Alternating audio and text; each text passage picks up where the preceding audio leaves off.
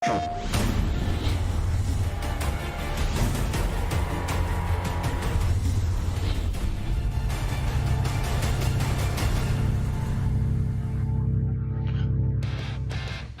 it has been quite the month, but we are back with more PS4 Tournaments Open Series. We are kicking it to you with more EU BBTAG action. It's going to be myself and Raph on the call. I hope you're doing well, Raph. I'm doing wonderful this fine day. I hope you are as well. It's been an amazing month. Really, just seeing who has made it here to the February finals, especially after such an amazing finals last month. So I'm excited for just more BBTAG action here in the PlayStation Open Series. Yeah, it's been quite the story for the EU side of things. And I mean, we can show you guys here why it's been quite the story on the EU side with just this.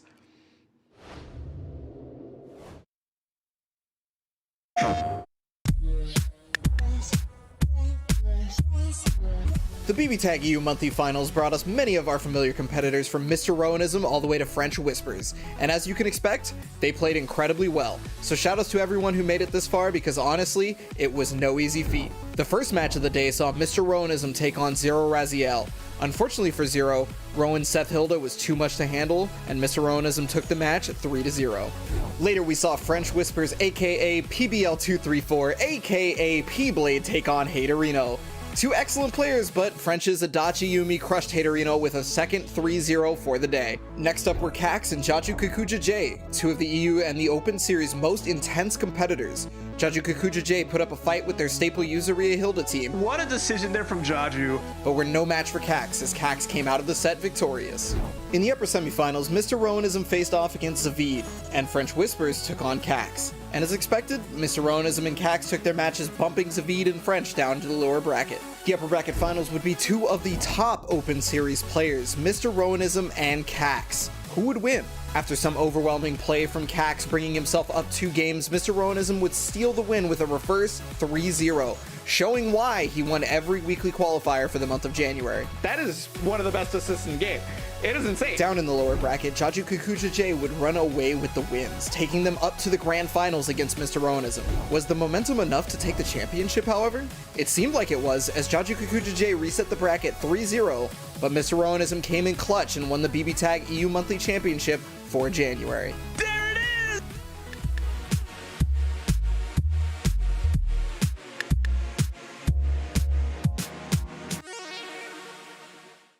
PlayStation.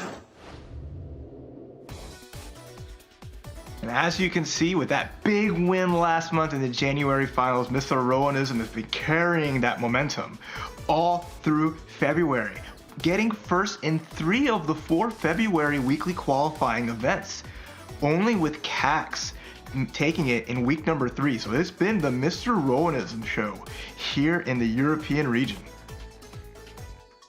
Yeah, it's really interesting because Mr. Rowanism throughout the month of January was 5-0 the whole time, right? Up until February, it was 5-0, and then Cax was able to take one of them, and then Mr. Rowanism got 3-2 during that week.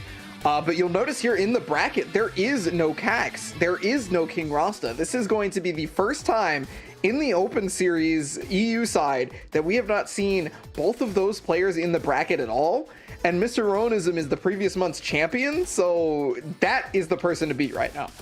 Oh, for sure. But it's also nice to see Jajuka right there in the bracket as well. So a big chance there to get some revenge for last month. But you also see a lot of new faces to the monthly finals. So players like Subasanite, Diny Crippler, and Dutchy, who we've not really seen before. So I'm excited to see how they play out amongst this field of some of the regulars in Zero Raziel and P-Blade, Zub.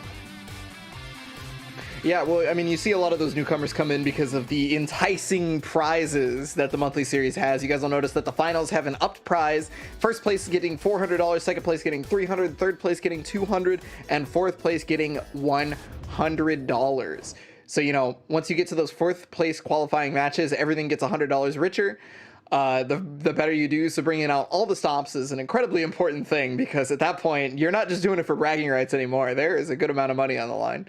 And if you want to get to that money yourself, you can follow the link below. Get to that site at compete.playstation.com, and you too can enter the qualifying weekly events for not just BBTAG, but other fighting games. And if you place well in those qualifying events, you will make it into the chance to get into this top 8 for the monthly finals. So make sure you're in there, sign up, and get ready for all the action in March.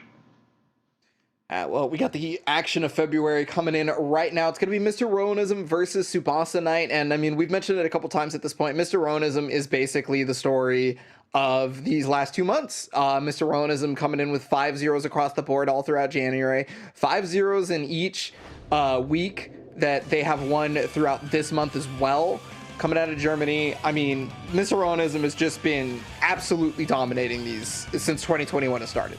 It's crazy, right? Because Mr. Rowanism was definitely there, competing really hard throughout, 2020, but then just stepped it up. As soon as that new year started, he's been on a tear and just a player to beat. There's Seth Hilda just dominating all sides of the screen, able to rush down, run away, multifaceted team, and just a very skilled player behind it. So, we got to see what other folks have in their tanks to take him down, like Tsubasa Knight, representing with New Carmines, a little bit of a different team we get this time around. And representing Russia, want to make Russia proud. And what a way to do it if they can take a big win over Mr. Rowanism. So I'm excited to see how they fare. The month of February, saw them at 58% win rate. So 21 wins over 15 losses. So definitely it's got a lot of experience, but let's see how well they can handle the champ. Yeah, that game count tells me that Tsubasa Knight has been in pretty much every weekly they could possibly enter. And I mean, hey, that's really important because getting that experience is a real big deal. Eventually, you want to get over those hurdles, and the only way to do so is to by learning just enough to be able to do that, right? And playing it as many weeks as possible, you start to learn a lot when you're playing with the best that the Open Series has to offer. And I mean, hey, look, you're playing against probably the best that EU Open Series has to offer first round.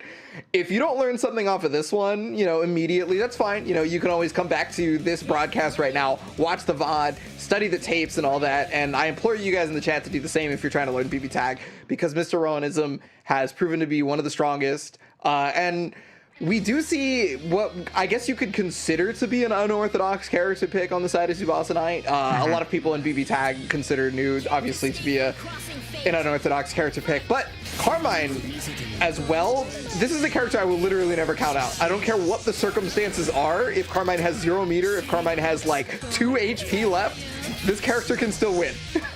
Yeah, that's a big part. You'll see how Tsubasa Knight plays with the synergy that they got on there. But, the scary part's always going to be just how well they can just prevent Seth from just running wild. Big thing is always, Seth has very low life. So these hits with Carmine can amount for a lot. But then now you put in the new, and with Seth having that high mobility, has really strong EX moves, great air mobility, how do you keep him out with a zoning character like New 13? Yeah, specifically with New as well, she has to worry about how she's tossing projectiles because he has that EX lunge that goes just about full screen, right? Oh, no invincibility on that super right there. So the pin is actually going to end up hitting, which takes away a lot of bar and is putting New 13 on life support. So now Carmine is going to have to carry the weight here. Which is fine. Looks like New's healing up a bit. Got that damage with Carmine. Nice extension. Goes low. We should see incoming burst. But it's going to be dangerous since Tsubasa Knight has the ability to punish. There it is. The gravity Cedo doesn't hit. But there's a bait on the reversal.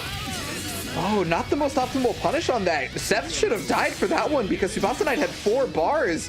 Carmine is known to be one of the characters that has some of the most damaging punishes off of bursts. Yeah. And that may end up coming back to haunt Tsubasa Knight because Mr. Rowanism Seth is usually the character that runs amok, and right now is going to be putting both characters on life support. Here's the setup. No, just go straight for the combo. Okay. And that big drop in the corner there, really scary here. This thing, New is getting that life back little by little, but Mr. Rowanism has the advantage there. Ooh, the tech forward, the B-blade coming out. I like that, baiting double jumps just to bait that grounded throw, and now it's all down to Carmine. At the very least, it's a good character to have as anchor because you pop the resonance, get the life back on Carmine, who spends it. Wow, the pillar connects. Yeah, if that pillar had gotten thrown out while Mr. Rowanism was trying to active switch, it would have caught Hilda as well, because that is a tracking attack. So the active switch would not have saved Mr. Rowanism there. It would have only been up to Mr. Rowanism to be able to block in time, but was already doing a move right now. And so you're going to see all this chip damage from Hilda. This is one of the characters that when she has a resonance going and you don't have a lot of life left, there is a good chance that you're in death sentence range right there. Scary stuff. Nice try for defense there from Tsubasa Knight, who at the very least got Mr. Rotem down to the last character, really fought really hard. But it was definitely the Carmine show when it came to that first game. So I want to see how Tsubasa Knight can really bring New into the fold and maximize what that character can do. Because, when you look at both teams, it's just like the Hilda support versus like the New support. It just feels the Hilda does everything that New wants to do, but better. Right, with the range, with the assist package, and it just has more of an impact. So you're gonna have to see like the smart use of New to really capitalize on maybe like that small deficit that you see with the backup characters. Yeah, I mean, okay, even if you sit down and like have New do just about the same amount of work as she did in the previous game, as long as Tsubasa Knight was able to take down the Seth, in a better situation than last time, that matchup could have been completely different, to be quite honest with you. Oh, as soon as he bucked that 5C, I just like Mr. Rowanism going for the side swap. Oh, the throw punish. Unfortunate drop right there. Yeah, he's going to try to reversal action and be able to get Seth out of here. Hopefully, yeah, it does exactly that. Super good from Mr. Rowanism. One of the things we always talk about here in the Open Series is being able to save your character when they have a big life deficit, because you can regain that health back when they're in the back. So, I mean, it's real important, but big hit. That's going to at least allow for a possibility of getting New out of here if he so chooses, but doesn't. I think it should go for the knockdown, the hard swap. Okay. No, I like that. There we go.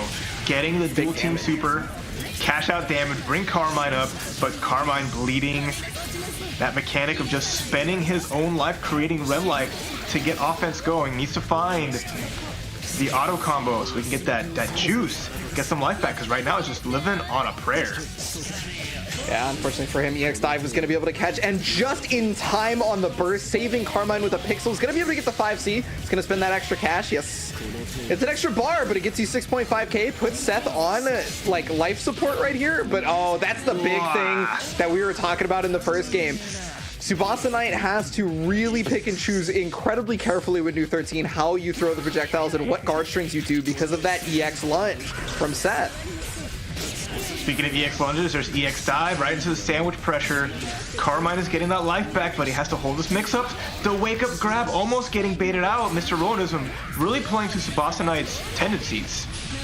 That was beautiful right there. What a great pickup from Mr. Rowanism on that orb. Recognize that the orb was in the back. As long as Tsubasa Knight does not attack the orb, it'll eventually, activate, right? So it'll come after Carmine, and you can just sit back with Hilda, and you can just chill there. And if it hits, you get a free combo. If they block it, you at least get a mix-up on them, and it's the character by themselves. So that's basically a check situation. Only one more move is going to checkmate them. Yeah, and you saw a hit, and then just nice capitalization on it. Really good confirm with the Hilda. A lot of damage there, just enough to steal it off. And Mr. Rowanism up 2-0 in the set. Just needs one more to advance to the next round. Tsubasa Knight's been really fighting, picking their spots and getting these hits in, but it hasn't been enough to take down Mr. Rowanism. It hasn't been enough to take out the Hilda as well as the set. We're gonna have to see if they can really capitalize, calm down on their tendencies to risk for those wake-up grabs or get baited out for doing so. And just, try to win on the back of defense. Let's see what happens. Well, luckily they're going to be able to get Carmine some health back on top of the big amount of damage that they did on Seth here. And got another hit that's going to force the burst, and he takes it! What a jump cancel! Perfect jump blocking and call the Carmine just to be on the safe side. Yeah, this is a great start for Tsubasa Knight. Maybe just getting warmed up on this, honestly. Sometimes it takes a little bit for people to get their bearings. Wow, you see that check? As soon as New tried to swap sides in the corner, Rowanism called it out with some normals. Now, New in the corner has to take the high-low left-right. Harder mix-up to deal with than the Los Angeles freeway. Oh man, I've driven on that a couple of times. I don't want to ever again, to be quite honest with you.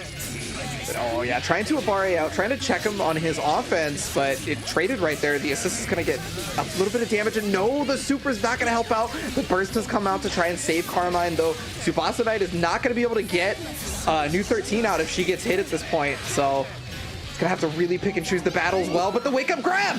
That time the grab works for Tsubasa Knight. Forces the... Oh, just great, never mind. Goes for the auto combo enter.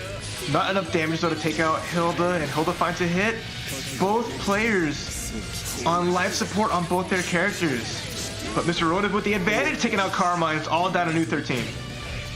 Yeah, I like the decision right there from Mr. Rowanism, opting to drop the combo specifically to make a setup happen instead, so that he can kill Carmine. But now there's a good chance that this Seth could go down, yeah, and it is an even matchup in terms of life and resources, because they both have Residence level 4, but one mix-up, no, the reversal action's gonna get him out of dodge. Okay, Meteors. Rain of Blades coming down. We have New with all this. What a pound the pocket. It's gonna go to lockdown. It hits. This should be enough. Just simple confirm to do it. There it is. Tsubasa Knight on the board. Anything you can do, I can do too, right? The Rain of Blades met with this the cannon fire, shooting the swords right back at her. It's like, I don't want these. I'm gonna return them to your store right quick. They're not sharp enough to cut through, but let me show you what they can do. Either way, so I'm really impressed. Good call there from Tsubasa Knight, not just that using that super, but finding the reversal in between that Hilda string, just to reverse the momentum at that last couple of seconds. That was really nice. Yeah, usually when you're going for that super in Resonance's New 13, you're doing it specifically to put them in pressure, because a lot of people are willing to block New 13 full screen. They know she has that option.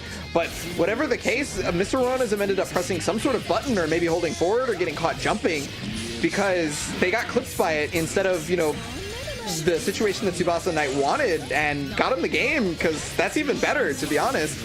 But, oh, the mix-up opportunity here is just going to get hit outright on the wake-up. You had mentioned it previously that those wake-up situations were really enticing for Tsubasa Knight, and that has continued to be the case, taking so much extra damage on this. Yeah, lost a lot of life already between the Carmine and the New. Has to burst again, so it's been all of Tsubasa Knight's resources and just getting characters out. Just going to get some life back here. Get a little bit of that cranberry juice. Yeah, that's what that is, cranberry juice. But right back in the sandwich. Like, you want some breakfast? I'll give it to you. Bacon and egg on everything bagel. Here comes Mr. Rowanism cashing out. And now just down to one mix-up to take out the Carmine. Ooh, command grab was... Yeah, tried to go for the unblockable setup on that one, but no dice. And yeah, Tsubasa Knight has been attempting to scout out pretty much every button press to be able to go into the Blood Crystal Super, but it has not really been the strongest of call-outs. There's been one at the very beginning of the set, but right now, okay, I mean, hey, one hit, this could be what he needs. He just needs to be able to get that life back on Carmine. And wow, what an anti-air on that one! Look at the snipe! Thank you, ISO. But great call-outs. That whole sequence there from Tsubasa Knight was just really nice. You know, catch the jump back, catch Hilda trying to do something on the ground, but unfortunately, Seth does as he pleases, and now it's out of them. So Kolo Carmine once again.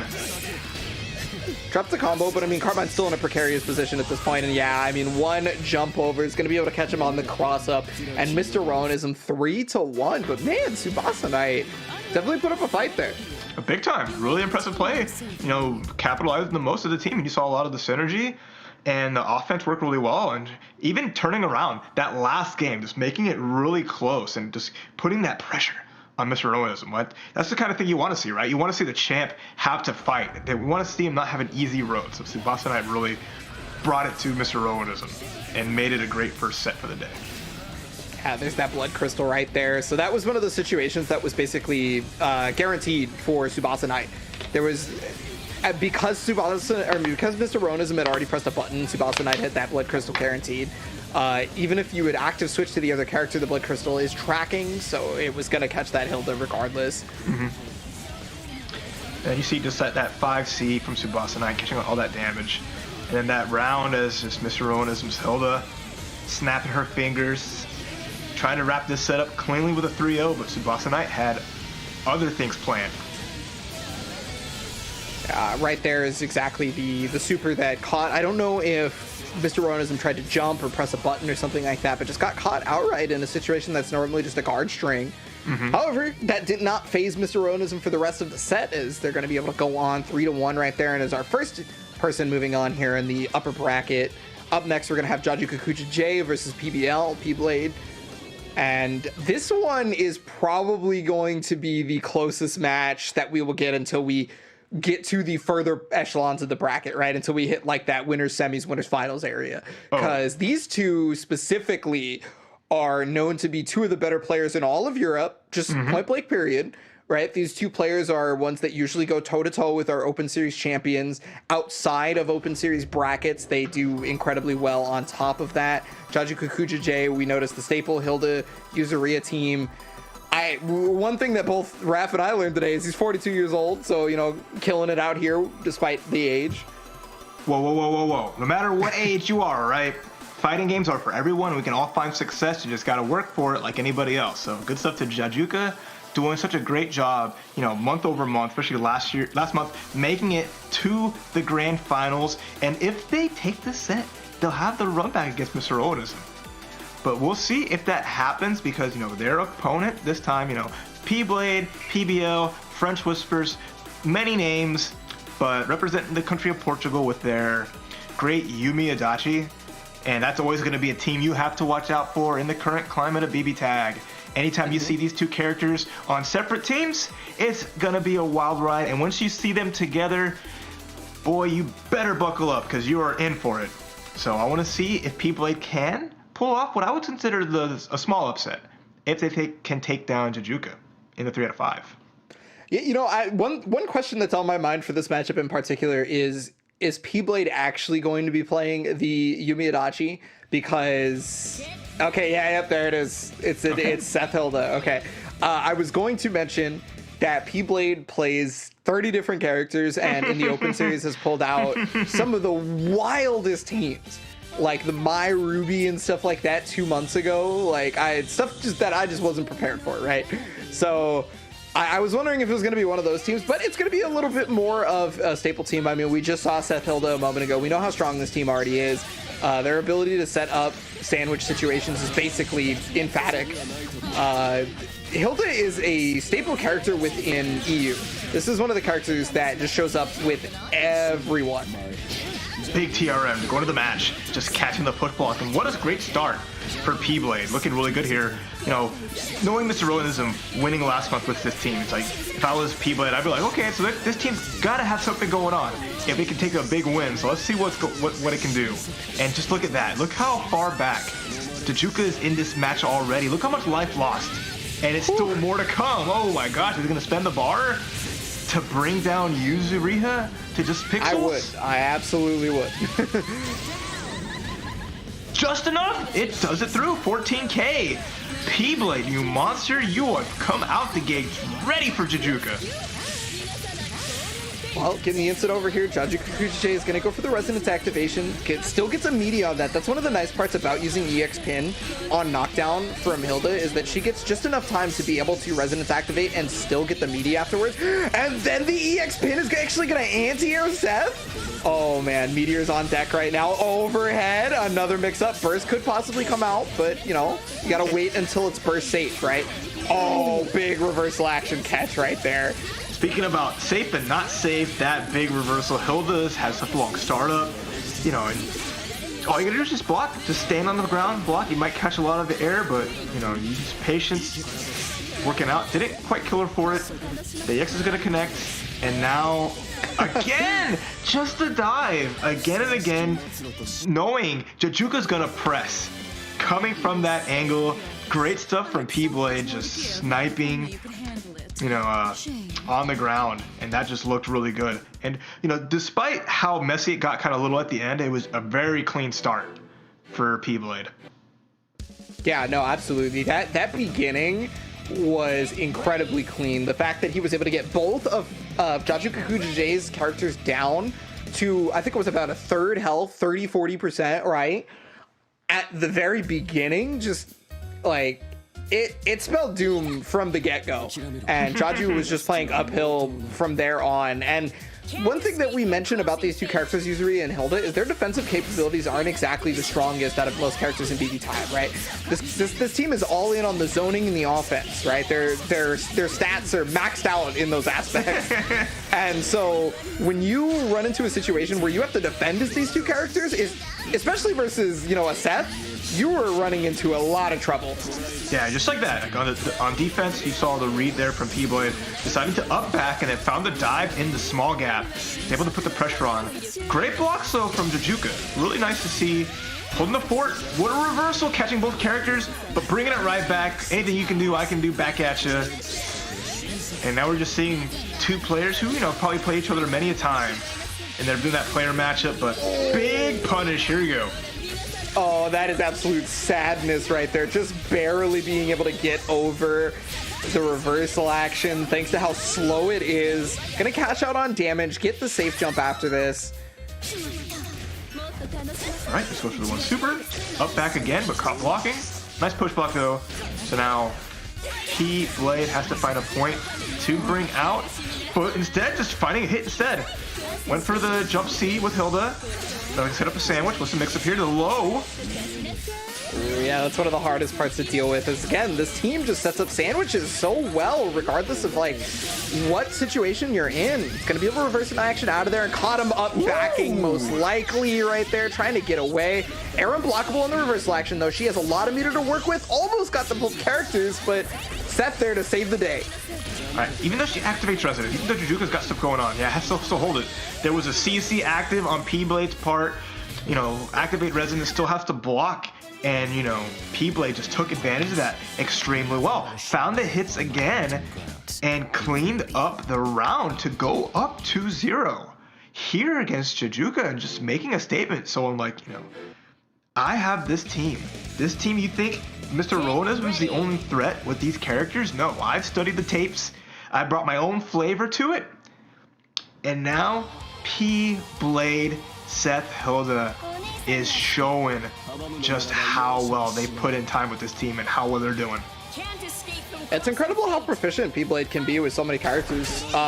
It's something that you notice if you check a lot of the EU tournaments, that you'll notice that P-Blade can play whatever, but also perform incredibly well with whatever. Because if you go back to some of the events, you'll notice that P-Blade has taken it over Cax and King Rasa in the same bracket and stuff like that.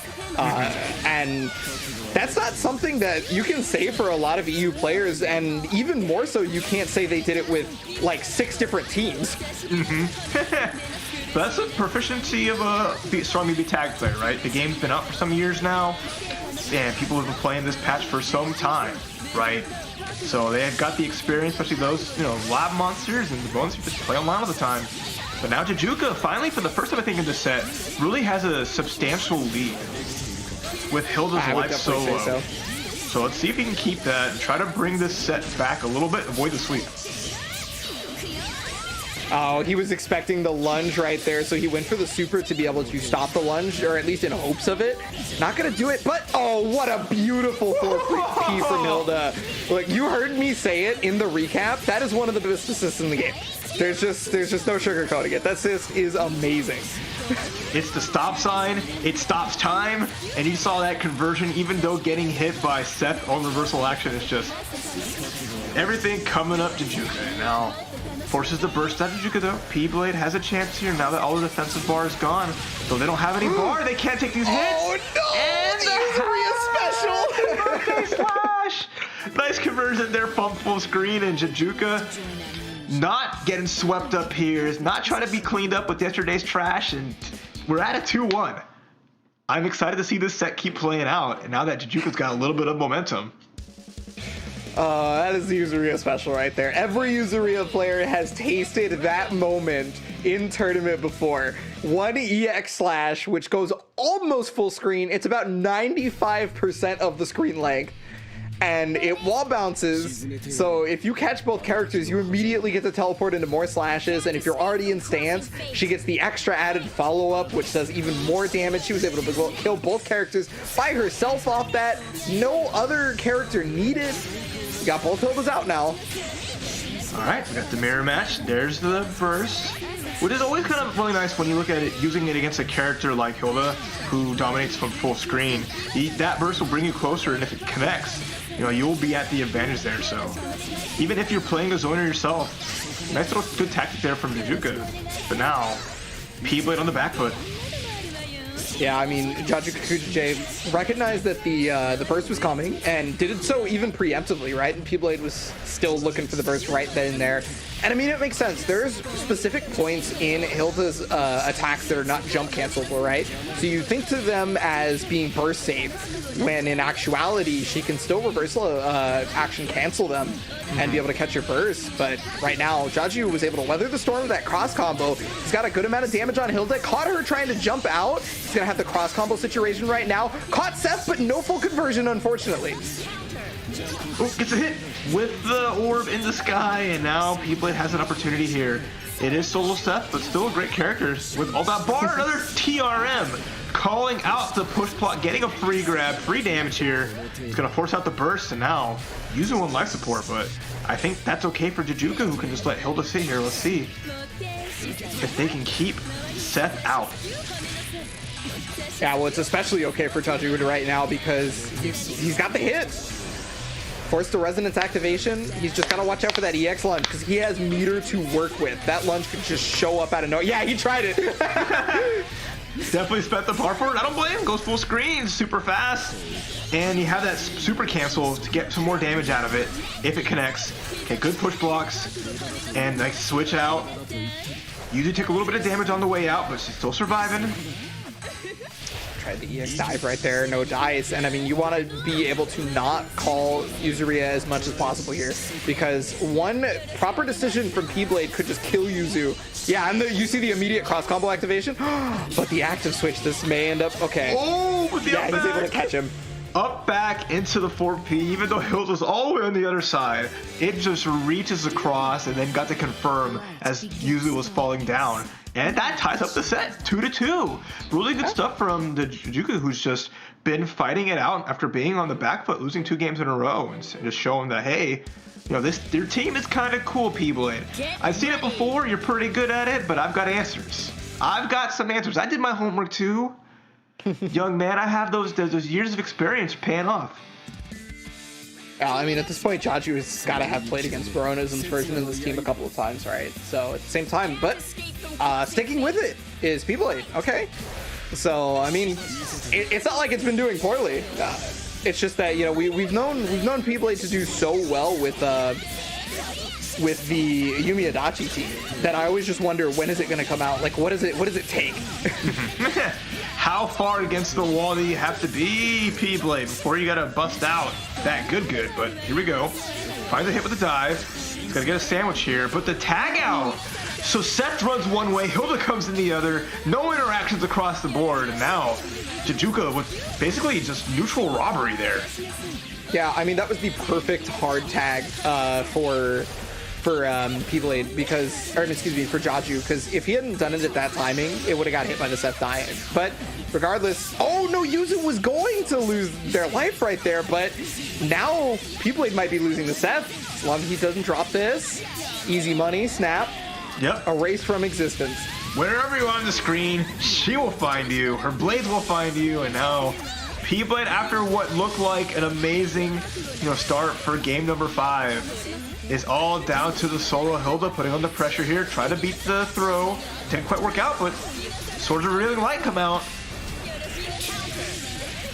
Ooh, big hit! But doesn't block the reversal here. So this is basically P-Blade's last opportunity. He's got to spend a little bar while they're still in resonance to build it up. Drop it again, gets a little bit more chip. Yeah, just gotta remember to be very wary of how you call Yuzuria right here, because you do not want both characters to get hit, and does so in block stun. Real smart, was also able to get the mix up on this. Just goes for straight damage. All right, we're gonna set it up here. Just a slash, the call out, big knockdown, and now just one more hit. Oh! Yeah, so I mean, Jaju went for the thing that would, yeah, okay, got hit by this big old stop sign right there. Again, one of the best assists in the game. It may have a ton of startup, but it covers 90% of the screen and is really easy to combo off of. So yeah. I totally get it. Jaju is going to be able to advance with the reverse 3-0.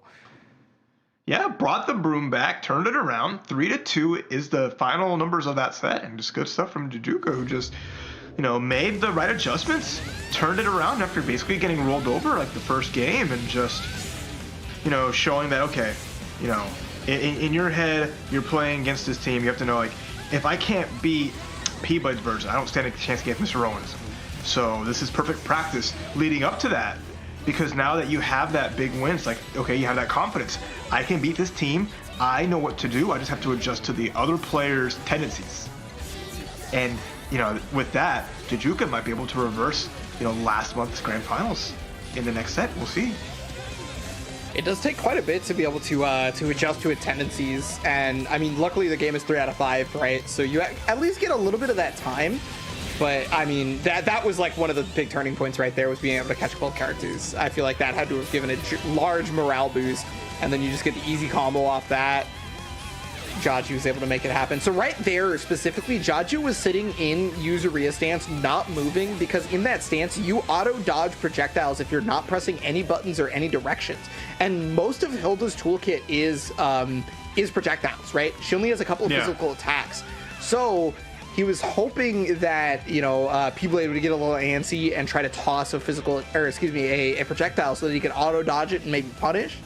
No dice on that one, but still able to take the W. As you see, Mr. Rowanism versus Jaju Kikuja J is going to be our first semis match of the upper bracket. Yeah, it's going to be insane. Like I mentioned before, I keep reiterating, this is the run back of grand finals of last month. So I'm really looking forward to see both players. But even more so, I'm looking forward to our next matches, because we have a lot more of those newcomers, especially now as we see Dutchy versus Diny Crippler coming up. This is one that I've not seen both these players face each other, but nor have I seen them in the top 8.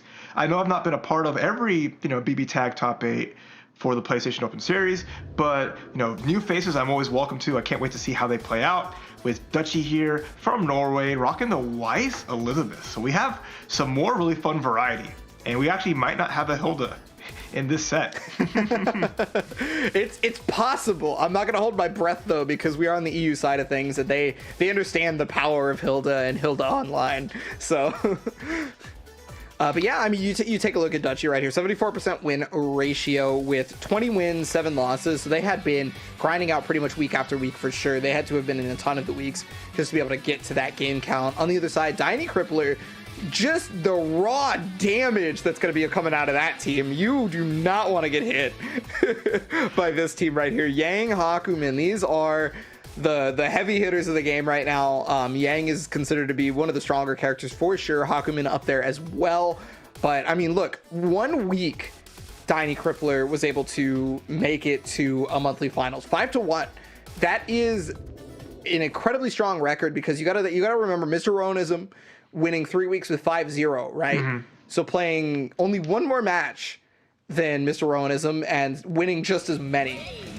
It's at this point, you gotta be able to take a look at Diny Crippler and recognize that probably strong. There's a threat. That damage, it's just, one shot to make it into, the finals, one shot to take you out. So that's gonna be the danger of navigating this, especially we got, Dutchy going with Seth Carmine. So we're going with the Eunice boys, not wanting to bring out the lovely ladies to deal with it. So now we just have high mobility and high damage on the back of Carmine. So it's going to be a lot of fun to see both these teams interact. Nice call out there on the overhead. Yeah, you want to be able to save Carmine from that Hakumen damage, because, your characters could, just delete from certain Hakumen hits, honestly. Just trying to set up right here is Dutchy, but yeah, fighting back. Wow, what a call on the reversal action. Just catches. Seeing, Diny Crippler just move forward and getting hit. Dutchy's just putting out these big normals, and just Diny's running into him. Thanks for that free damage, but here comes the semblance. I burn, but doesn't burn bright enough. Yeah, and yeah, there is a little bit of recovery after tossing the blood wheel right there, so just nice capitalization right there from Diny Crippler to be able to take the Carmine down. The EX lunge, though, that's going to finish off Hakumen, and what was Diny Crippler being ahead is now in Dutchy's favor. He's got the bar for the super cancel. That should do it. Easy money, Dutchy, and that was quick. This has been, that was a slugfest. So both players, it was just scrambled eggs everywhere. It's just insanity. Just they were swinging. They never got to the corners. They were just in the middle, calling every character, and it was just all-out aggression on all sides. I just couldn't keep up at a point where they were just making read after read. They were just holding forward against each other and calling assists left and right. I am exhausted just from game one. Well, we got several more games to go, Raph. We have no idea if it's going to go to a game 5. So I'm going to need you to breathe. We got to get in here and see the adjustments. I mean, okay, real talk. Dutchy's Carmine was a lot of the work right there, doing a ton of damage, but big reversal action whiff. This means this is all unburstable damage. Drops the combo, though, gets the hit. That is burstable, but no assist available there for Tiny Crippler. Oh, but good anti-air. I love that counter hit confirm, right? Getting the anti-air, jump back air dash. Make it count. It's gonna go for the CC. Look at this damage, like you mentioned. Oh, he is gone. Like, Seth doesn't have high life, but it doesn't matter. Cut the combo short, take him out of the game. And now Tiny Crippler is just like, yep, guaranteed to beat incoming with those counters. But the wake up super works for Dutchy, who now side swaps. Side swaps again. Yeah, gets that health back, right? And is able to, oh, wow, caught the grab out of the 2B. That's super interesting because the 2B eventually becomes airborne, right? So, like, normally you wouldn't be able to grab an opponent airborne, but it does have some startup. So, not airborne immediately. However, this should be the end of Carmine here. Easy burning gold, yep. And again, another incredibly fast match. That was about 40 seconds. It's what I expect, right? Especially from Tiny Crippler's team. Like, this team is just there to get a hit. Whatever means necessary. They just want to just punch you in the face, and it's going to do immense damage. They don't want to play, you know, a cautious neutral game. They don't want you to get an understanding, right? They want it to be over and done with as fast as possible. No time to adjust, no time to get a game plan going, because you know what happens to people who have game plans? They get hit in the face, and then it's all out the window. How do you hit a tank in the face, Raph? That is my question, because we just went to a Akatsuki Blitz comp team. It is a Akatsuki Blitz tank. Okay, so real talk, I think this team is actually pretty good. I think it synergizes really well. The one issue that I feel like it ends up having is versus like a Hilda team, right? But there's no Hilda on this. So this may actually end up being pretty okay. They're trading off assists? They were beating each other's assists up. Oh my gosh. What did I say about the first game? They're just calling everybody out. They want every character on screen as much as possible, just hitting each other and just like that. Just getting us damage. Wake up reversal doesn't work out. The tank is gone. He might not get punched in the face, but he gets diced and sliced through. And goodbye, Akatsuki. You blinked, you missed it. It's over already. Tiny Crippler up 2-1. I don't even know if this team was gonna be better or not because they just didn't survive. They got their hits in, but then they were just gone. Absolutely gone. Crumbled to dust. What do you do in this situation if you are Dutchy? What do you do now? Do you go back to the Yang team? Do you try to slug it out again? If I was Dutchy, I'm just having the time of my life. This is hilarious. To me, this is funny. This is like peak Mayhem as far as you can get in BBTAG. Like, we saw those previous matches with Hilda running around, zoning, putting out blades, and calling out pressure. This is just none of that. We're not trying to stay away. We want to get in. So if I were Dutchy and I stick with this team, I specifically would think about how I'm calling assists and how I'm using reversal actions, because that was 90% of the damage that Dutchy took in the previous game.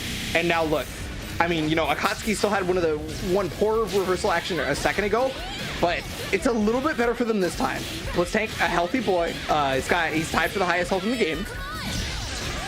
But okay, there's a reversal action, but it was able to catch it on the back end because it didn't activate the hitbox there. Fireballs. Yeah, play the fireball game. A little bit of zoning here from Dutchy. What a patience! Wait it out, get the reversal, and then just to hop over, assist from Blitz Tank. Cash out the damage right quick. But Hawkman, a healthy boy too. He's got a lot of life on him. He's gonna take a lot of substantial hits. Double super though is gonna do a little bit extra, but only 7k is not enough. Oh, got the 5C. He doesn't have bar for the extra assault, but he's gonna at least get an excellent, so get some of that bar. Oh, big hit right there. I think he could have comboed off that actually. Not gonna matter though. Nice jump down. Yep, just like Hakumen, who can avoid the incomings, BlazBlue can do the same using their reversal action. Tank's coming at you. The zap again. But the blast, you have armor. I am anti-armor tank. The armor that he has is so good because it works well against Yang if you play it right. Yang 5B has armor, but BlazBlue just has armor pretty much on everything. So he can blow through while attacking, but cancel faster than Yang can. Yeah, I think if you're willing to wait it out and wait for Yang to be able to press that 5B, which is the button she is going to press, or 2B, sure, whichever one, you know, you want to call it, you are definitely going to be able to beat it with BlazBlue because BlazBlue has hyper armor on all those attacks. You know, they're on a duration, and depending on which one he does, they can deal with lows. They just straight up beat lows. So, but that was really nice. Found like the DP got the small extension off of it because it hit Akatsuki so high. But now we got B Tatsu assist. Oh, punish! Oh, nice, punish. Great push block. Big tank beam. I love these short combos that do pretty good damage. Traded with the laser beam? Are you kidding me? Dutchy, alright, I see you. Get some loops. You know, the tackle. Because he traded with the laser beam, that actually gave him the free combo. If he hadn't traded with the laser beam, that wouldn't have allowed for him to cancel, right? And then he wouldn't have been able to hit it. But now he's got Hakumen in the corner with the laser loops. Reverse action comes out. There's the push block. Easy money punish. Look at the damage. Zap. 6K off a full screen beam, and now Hakumen can't get hit. Here comes Tank. Big zap. And just the pressure. Good push block. That was a great push block right there. Tank has a move in the air where he will land his jump C and it'll create a quake that's unblockable if you're on the ground. If he would have not push blocked Akatsuki and would have had to block it out, it would have got unblockable and died. So that was great there from Tiny Crippler. I mean, so in terms of life, Dutchy is in the lead, right? Despite the fact that there's two characters, but after this combo, it's not going to be the case. He's just got to be able to make it happen right here. No full conversion off that for Tiny Crippler, and that's going to give Akatsuki another chance. He's got 5 bars to work with. If he gets a single hit, he actually could kill Yang here. Did you see the universal air? Did you see that? To beat the anti-air from Yang, to beat the unblockable anti-air, jump, reversal, parries it, lands first, recovers, gets a punish. Akatsuki's doing it, but a big hit here doesn't get a confirm. Down the final hit for either player. Yeah, super unfortunate combo drop there for Tiny Crippler. He's gonna go for the but the parry's gonna happen, so now he's just gonna back off, right? Because when that super gets activated, as long as it activates, you cannot punish it. He is invincible until the super is over, but there's the anti-air right there. He doesn't have bar to work with outside of that. He's just gonna have to take the knockdown unless this somehow kills. Does not. My goodness, this is super tense. Oh, he hit the projectile. There was an activation of the parry. No punish on it. Again, and finally the punish. Tiny Crippler. Parry dream. Look at his health wrap. He just doesn't have any. He was just swinging his arms from side to side like I'm putting these plates out. Please attack me. And it's just, oh my God. Dutchy was like, wait a minute, and then the quick shank from the Crippler, from Daddy Crippler, and that was it. Oh my God, that last sequence, jeez. Oh, why you gotta do this to me so early in the day? Oh, let's watch that set again as I get that breath. Let's watch the recap as I get my breath.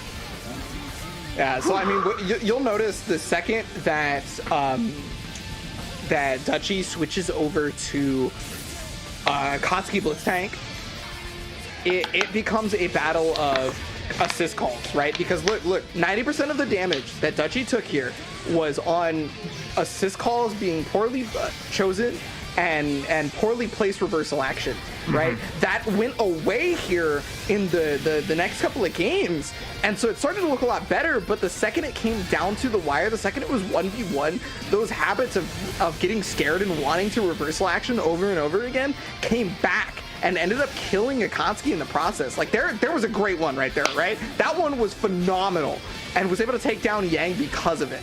An excellent choice, but the second it got just a little bit close to them dying, just a little bit close to it being, you know, a one-hit situation for both players, got scared again. It was super scary. Just needed the one hit in that corner, and you're like, he found the first parry, had invulnerability with the throw, and just did it one more time. It's like, please work, and it just just didn't. Great patience there from Danny Crippler to wait out the Mayhem and find that single hit to decide it. What a nutty set. And our next match with Zero Raziel and Zizub, either winner of that's got to be like, this is what I got to deal with. I have a lot on my plate. How do you follow that matchup? How do you follow that just high speed, high damage, high insanity set? What do you do here? If you're these next two players, you don't follow it up. We're done for the day. That's it. We're just going home. The tournament's up now. I can't believe Grand Finals was in round 1 already. Good lord, good stuff. But all right, our next players though, Zero Raziel, no stranger to the Open Series here with their trademark Noelle Yang. The blonde ladies are here to beat you up, representing Germany like Mr. Rowanism. 13 wins, 10 losses, so they had a bit of a scrap in their weekly qualifying events. They didn't play in all of them, but they definitely got their money's worth. So we'll see how well they do, and I want to see them go far. They always kind of qualify, but they never make it to that top 3. So I'd love to see a little bit more what they've worked on from the last month and see if they can't take it to Zizub. Yeah, Zizub specifically had been around from the first Open Series, has been in pretty much every EU bracket, not just Open Series, outside of Open Series and within Open Series. We hadn't seen them in the top 8 a lot in the past couple of months, but back at it again, back into the top 8, pretty much the Ragna main for life, I feel like. This is Zizub. Been playing Ragna as long as I can remember anyway.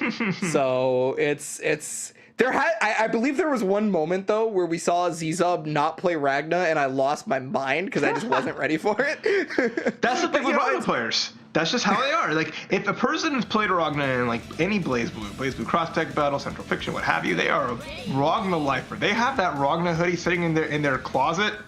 Their protagonist powers are just through the roof, and that's just how it is. Knowing the ones from America, knowing the ones from like Japan and Europe, they're just the Ragna brethren are thick as thieves, and the loyalty is through the roof. And you're gonna see the character's a lot of fun.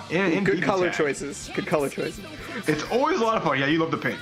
You love the pink, but it's always a fun character in this game, especially with online, right? It plays super solid, having that Gauntlet Hades hitting high, having basically like Ragna's a character that has multiple life bars. With the lifesteal he can get with his attacks, he can get so much back, especially in this version of BBTAG. Well, I mean, it's the Hilda show right now, as Ragna was forced to burst out pretty much immediately right there.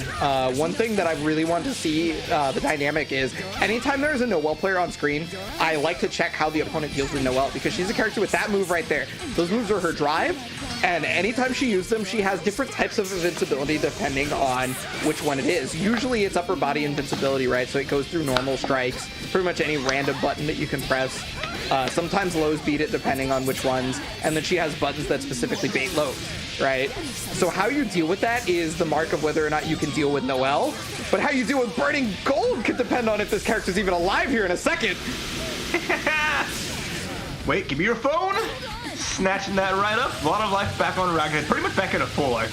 It's gonna tie it up with this second super, taking Yang down, and now Zero Raziel's all on solo Noelle. Yeah, Ragna has one of the best anti-airs in the game, bar none. Has some of the strongest damage solo, is able to heal his own life back. But that anti-air was such a good choice, as Noelle was already jumping.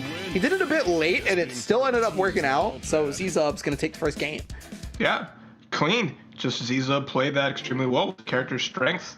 Proficient with Hilda. We've seen Hilda a lot this month, and you can see why. Character just works well with so many other characters, but holds her own super well, and just especially with a team like Zero Raziel's.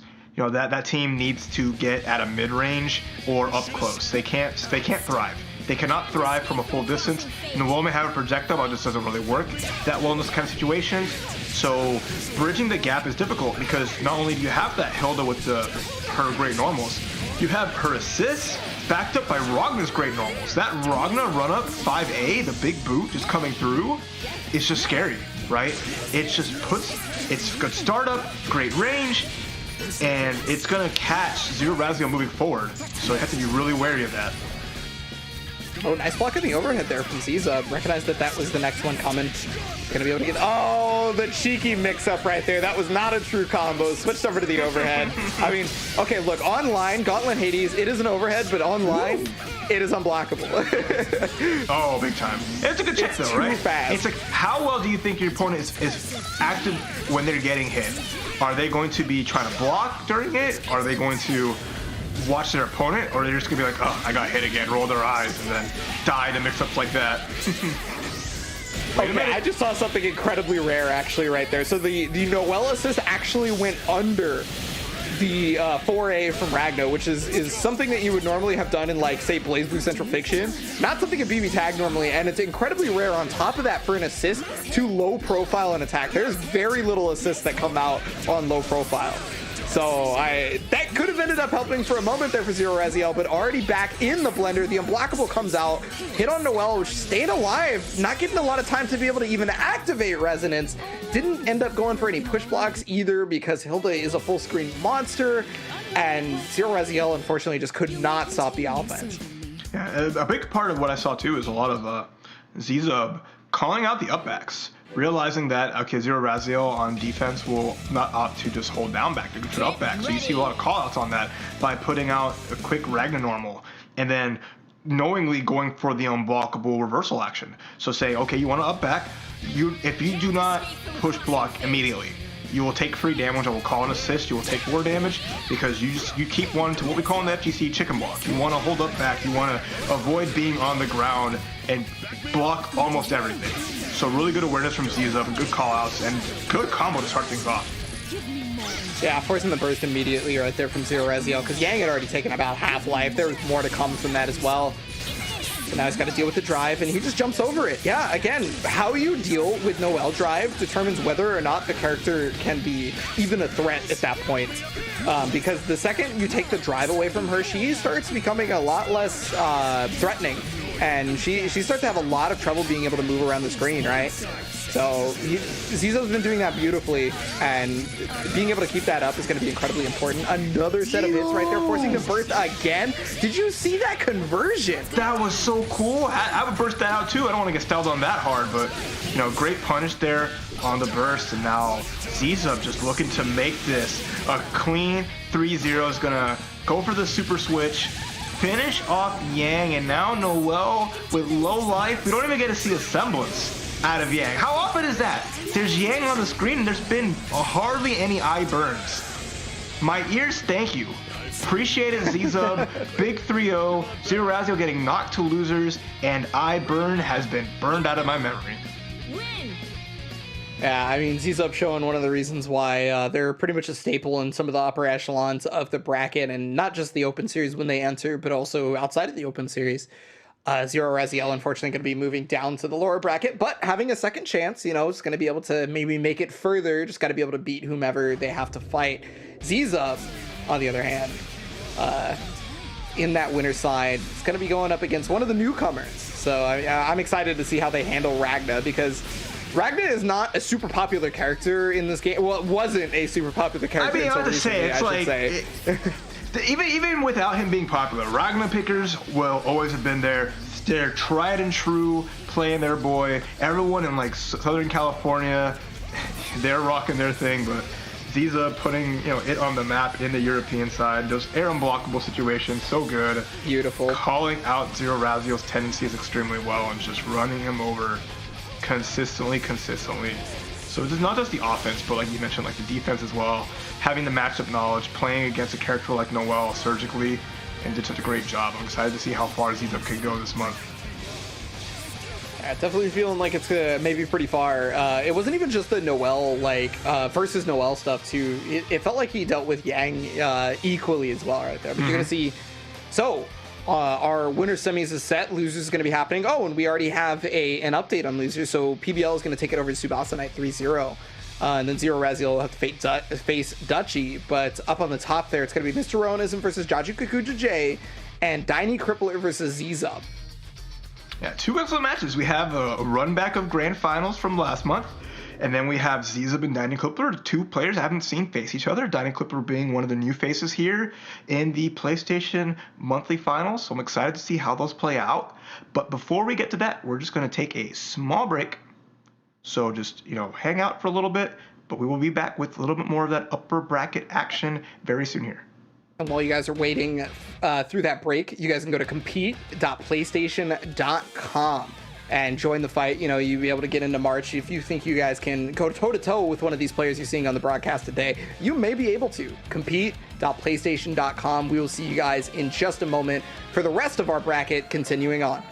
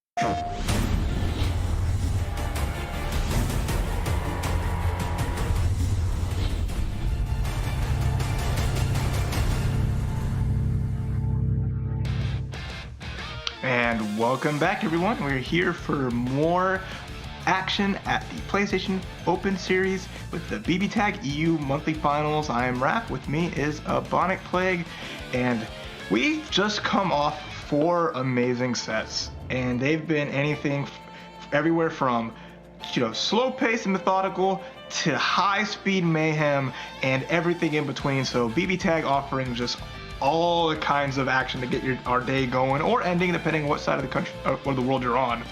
So we look at the updated bracket here as we saw Mr. Rowanism taking over Tsubasa Knight in round 1, and Jaju Kukuje beating PBL.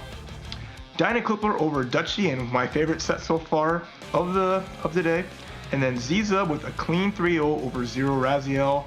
So you see our next matches there in the upper bracket as Mr. Rowanism and Jajuka are playing, as Dynaclippler and Zizub will be right after them. What do you think of these matches so far, Bionic? Yeah, I think I'm with you on the Dynaclippler match. That was some hot action for sure. One thing specifically that I got to mention about that is Dynaclippler said in the survey that we gave them, said, "I'm kind of bad, honestly," is what they said, verbatim what they said. And I don't understand how you could say that, because they were very impressive on that one. But we won't be seeing Dynaclippler yet. We got to talk about Mr. Rowanism versus Jaju Kukuje. You have mentioned several times so far that this is the run back from last month's grand finals. This is also a match that we have seen in the EU several different times, honestly, at this point. And okay, so the chat thinks it's Jaju Kukuje 58% on the poll. Oh, wow. Considering last month's win, people doubting Mr. Rowanism. We have a lot of French fans in the chat. They want their boy to take it out. I can only imagine Mr. Rowanism has been on an onslaught, not just last month, but this whole month, winning 3 out of the 4 qualifying events. If Jajuka can take this, it will be it's a small upset, in my eyes. The fans think it's not an upset, it's just preordained. So I want to see how this plays out. Seth, Hilda, Yuzu, a lot of Hilda coming up on the screen as expected here in the EU bracket match. Let's go. We're definitely going to see how it is, because that stop sign for Hilda assist is going to be the biggest deterrent for Mr. Rowanism Seth at this point. We did see this matchup get played a second ago, and it's going to start out with a happy birthday. Both characters getting caught. How much will you cash out on this one? Okay. About as much as you can with the Hilda team. I like it though, still. Just about as much as totaling, 18,000, 9,000 across both characters, especially with Seth not having a lot of life. 15k, so that does matter. That helps a lot, even if it's not a 12,000 damage combo. Absolutely. Tried to go for the cross-up mix-up there on the way up, but unfortunately he is not going to be able to get out of this before the burst comes back. And got both characters right back at you from just a moment ago, but unfortunate drop. He's still got Yuzuria in the meteors though. Unfortunately not going to be able to finish the character off. Didn't immediately go for super. He's got the air-to-air on this Hilda, and regardless of Mr. Rowanism dropping or Mr. Rowanism allowing somebody to get away, he finds the way to get them back into a precarious position so far. But what a hit! Threaded the needle in between the meteor super, the sword super. Got the hit there now. What a reversal action. Jajuka fighting this through, but the up back from Mr. Rowanism beats out the throw. Oh, I like that delay block. No way. Beat out the reversal. There goes Yuzu. Say goodbye. It's all down to one last character. And Mr. Rowanism with the life lead. He's coming back. The life lead could change though. There's level 4 resonance for Jaju. The second that gets activated, he's gonna have a chance of being able to get that life back. But he got caught trying to jump. No, doesn't get any life back. The up back, the blades is slicing her feet. And look at that, Mr. Rowanism. What a huge comeback in game 1. Didn't even need Seth at that point. Seth, just a liability on that one, and Rowanism just sticking to the Hilda guns, able to make that comeback. Didn't matter how much life, how many characters were available. Mr. Rowanism kept that composure, and that's an incredibly important state of mind to have when you want to be the champion, right? Because you can get just steamrolled in this game, and it can just ruin your morale. You can lose a character super fast, and you have to be able to keep that composure to be able to make a comeback. Yeah. Because a lot of people say, oh, you only have 1 character left. You're at a big deficit. And that is true, but your characters could still function decently by themselves. especially if your opponent's making like mistakes that you can capitalize on with how they defend. You know, your solo mix-ups can work out, and Mr. Rowanism just shows what staying solid really means. And there is that deterrent right there, the big old stop sign, the Hilda 4P. It's just one of the best assists at fighting set because of how high up it goes, how active it can be, and how easy it is to combo off of. But now both characters here for Mr. Rowanism. Drop, unfortunately, and he's gonna get grabbed for his troubles. Again. A no meter though. The burst is gonna come out. Yeah. Punish that. I like that we saw it in the first game too, right? We saw like the setup trying to come from that Hilda 4P, but knowing that it has slow startup, just getting her grabbed. Like, thank you for hiding my mix-up behind your mix-up. Well, the active switch is gonna save Yuzuria right here, and it's got the hit. This should kill actually because of the DHC. Yep, double super here. So this time it's going to be Seth by themselves. We're seeing the same situation where Jaju has a big lead, has both characters, doesn't have any meter, but has opportunity to seal it out. But, oh, catches the dive at the start. Mr. Rowanism needs a couple hits to get going, but here comes the Resonance. Yeah, it's got to watch out for that EX launch. That is going to be coming out pretty often during Resonance because of all that free meter. It's going to just go for the cash out. Makes a lot of sense to me. Now the setup afterwards, though, that's the hard part to deal with. Okay, he's able to block low, but look at the chip damage on Hilda. He's got to find a time to get her out. She can still be hit. Yeah, it didn't kill, though, luckily for Jaju. She's going to take some damage, and Mr. Rowanism definitely has a life lead and still got 2 more bar to work with.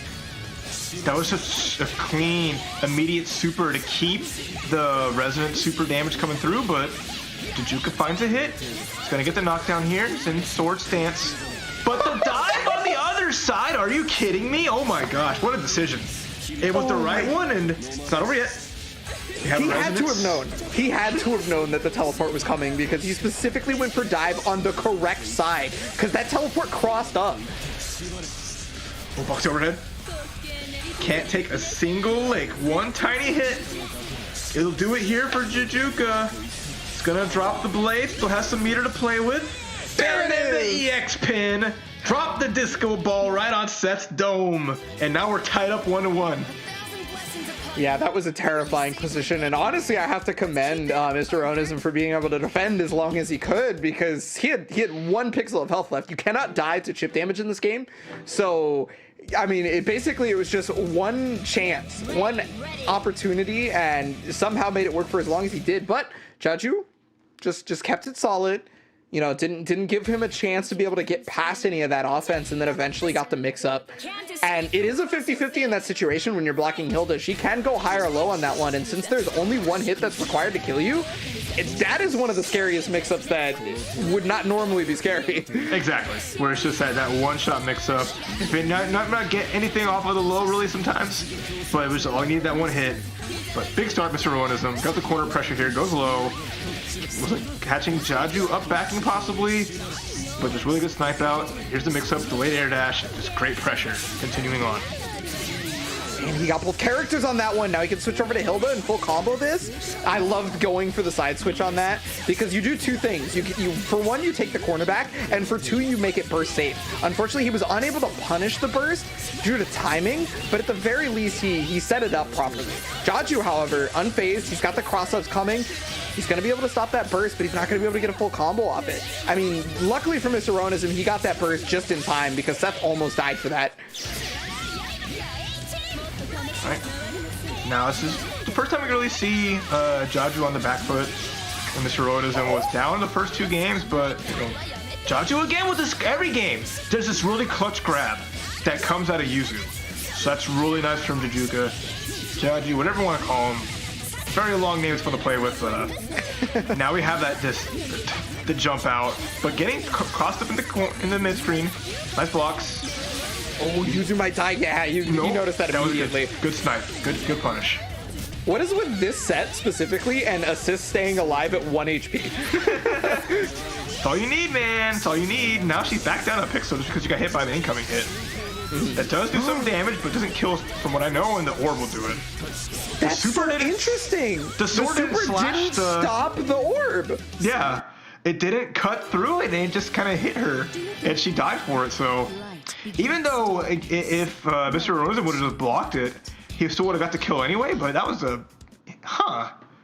All right. My only explanation for that could have been that the orb activated just as the super went off. So what had happened is when you do that super, it extends her hurt box a little bit, right?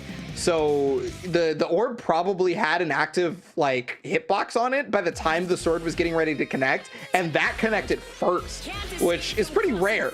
But that's the only thing I could think of being a possibility right there. I mean, and the sword slashes start from like a higher position, so it was a little bit lower on the orb, and it kind of maybe just snuck around the bottom. Either way, going into game number 4, as now Mr. Rowanism just needs one more to make it to this winner's finals. Catches a big burst punish. Here we go. Ooh, great active switch. It was so delayed. You had to have like read him just to know where that was even going to come from at that point. There's the reversal action to get out now, but oh wow, beautiful jump B to be able to get out of the corner here. And there's the Abare. Yeah, 2B really good. Still one of the best lows in the game in my opinion. That Yuzu 2B hits low. She can get a full combo from it. It's just really nice. Punishes with the super. It's gonna go for double super, gonna cash out this damage. Not gonna finish off Hilda, but it's gonna put her close. Yeah, that was an incredible decision right there. Oh, wait, is he gonna be able to switch in time? And he even gets the punish on it. Well, it's not the punish because it wasn't counter hit, but oh no, that could kill with the extra assault, right? Or is it just not close enough? Okay, it does. That 6.64 is a lot more than you think it is sometimes, so that was really nice. And a counter hit confirmed with up to dive. With the amount of meter, not enough to kill, but it's going to break it down to a last hit situation. Ooh, wow, just threading the needle on that orb. I'm really surprised that didn't actually connect on Jaju's Hilda. But yeah, I was going to use the meteors to keep himself safe from the orb. Tried to go for the TRM setup. The JP actually teleported. Oh my gosh. Hits Hilda. Hits a Rowanism's Hilda. Goes on the opposite side of Theft, and now the Rowanism's classic. Neutral jump, baiting out a whiff grab, and the winner of this round, once again, Mr. Rowanism taking it over Jaju, putting themselves in the winners finals here in the EU finals bracket. I mean, it's not terribly far-fetched that we were expecting Mr. Rowanism to go far, especially considering, being the previous month's champion, but on top of that, with the weekly wins being 5-0 and things like that, we definitely expect big things out of Mr. Rowanism these months. Versus Jaju, I mean, that was a lot closer up until that last game, though, than I would say the grand finals of last month. Jaju showed something that I think a lot of Yuzu players are usually scared to end up doing, is using the 236 super to be able to, the slash super just to be able to get a whip punish on Hilda. Because normally that super, it doesn't go full screen, right? Yeah. And its range is a lot shorter than you might think. So a lot of Yuzu players get scared to use it because of that. One whiff means they just die from it because it does have a good amount of recovery. And Jaju had absolutely no fear in trying it a couple of times. Right there, it got him killed, but the next time that it happened, it actually ended up saving him. And you see just that great just awareness of player tendencies, and just Mr. Rowanism showing why he is one of the best, if not, currently honestly the best in Europe with these results that he's been showing off. So looking forward to seeing who they have to play up against, as the winner of Dyna Crippler versus Zizub is going to have to face off against last month's champ. But I'm just astounded that this year's just been such a good year for Mr. Rowanism, just off the foot of us, like not really any big wins in 2020. And 2021, just off the gate, the Seth Hilda came together, found the pieces of the puzzle, and just made it work so well. And it's just, it's one thing to say, oh, this person's winning, but winning consistently, right? And a lot of times with like good margins, and playing well throughout, it's just been nothing short of awesome. Yeah, I'm definitely looking forward to more of these matches at this point, because up next we are going to have Dyna Crippler versus Zizub. Now, the 2 point characters on these teams, Yang and Ragna, these are like the king and queen of just walking up to your face and hitting a button and then deleting your character, right? these two are so strong at the ground game, it's utterly ridiculous, and they get so much damage off of what they're doing. And if they don't get like a ton of damage, it's the setup, right? They get a really good knockdown situation on it. Yeah. So I'm really curious to see how Zizub decides to deal with the flailing nature of Yang and Tiny Crippler from what we saw previously. I think Ragna's really good at it, particularly, honestly. I think Ragna's really good at fighting people at that range. But because, like, it's one of those things of, like, with Ragna exceptional with punishing. With the normals that he has on deck, right? Yang's are going to want to swing. But if the Ragna can play those right ranges, or just block it out, just like that, there's the end with the push block, with punish the elbow, forcing out Tiny Crippler to burst, bring it to Hakumen, and now we're getting like a true blue BlazBlue match, cross under, find the launch. That's overall playing it really well. Almost a really strong defense right there for a second from Dyna Crippler. Unfortunately, not going to be. Oh, it hits on both sides. That's actually super good. But again, unfortunately, got a hit. And you see the Yangs go for the 2-1-4-A, and it's like I'm using this to beat your push block. You're push blocking me. I'm going to get back in your face, but it's just never enough. And then they get whip punished, lose a lot of life, and now, Dyna Crippler has to think twice about trying to press their advantage and steal turns. Yeah, I'm really surprised that Dyna Crippler hasn't been reacting to any burst with Hakumen counter. That was amazing! Oh my god! He just used 2C to not only hit the Hilda assist, or excuse me, not only hit the Hilda assist, but also hit Ragna at the same time, immediately confirming into super. Hilda comes in and she had no chance left. The sheer luck that the sweep would be able to hit the Hilda assist at the same time. No luck, just skill. You know how big that sword is, by the way? You say luck. It's as tall as him. This blade is taller than like both of Zizub's characters combined. This man just swings that sword all across, and you get clipped. You can kiss your feet goodbye just like that. Again, I say this with pure sincerity. This team, Yang Hakumen, is a one-shot team. It doesn't matter what you do again. It doesn't matter how much life they lose and how much resources you have, because they just need to swing for the fences, hit you once, and then it's just sayonara at that point. Definitely going to need that one shot here in a sec, because already taking a little bit over a third of the life here, and there's the burning gold. Yeah, that is the scariest part about Hilda versus Yang, is her ability to wait until you're going to cancel into like a projectile and then immediately burning. She can do it full screen, she can do it up close. Oh, but gets the grab right there. Zizub does not have a burst available, but not enough damage here. Wow, I love it. DP with assist behind it. Shades of the early versions of this game. Hardtech gets punished. Not a lot of damage because we're mid-screen, but Burning Gold's gonna... No, not early enough to catch the recovery on jump C. Yeah, I like the idea. The idea is super sound, right? Oh, able to get the hit. This is good because you can get Ragna's health back a little bit and get some good damage on this. Yeah, I would definitely go for the second super, just to get that life back. Devoured by Darkness going to give Ragna a good chunk. You see his life go up, and good margin. Has to be careful. Okay, good. Stop sign stops Hakumen. That's big. But here comes Yang.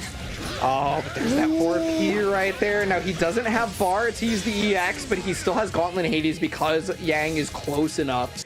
Really good recognition right there from Zizub to be able to finish it off on that one.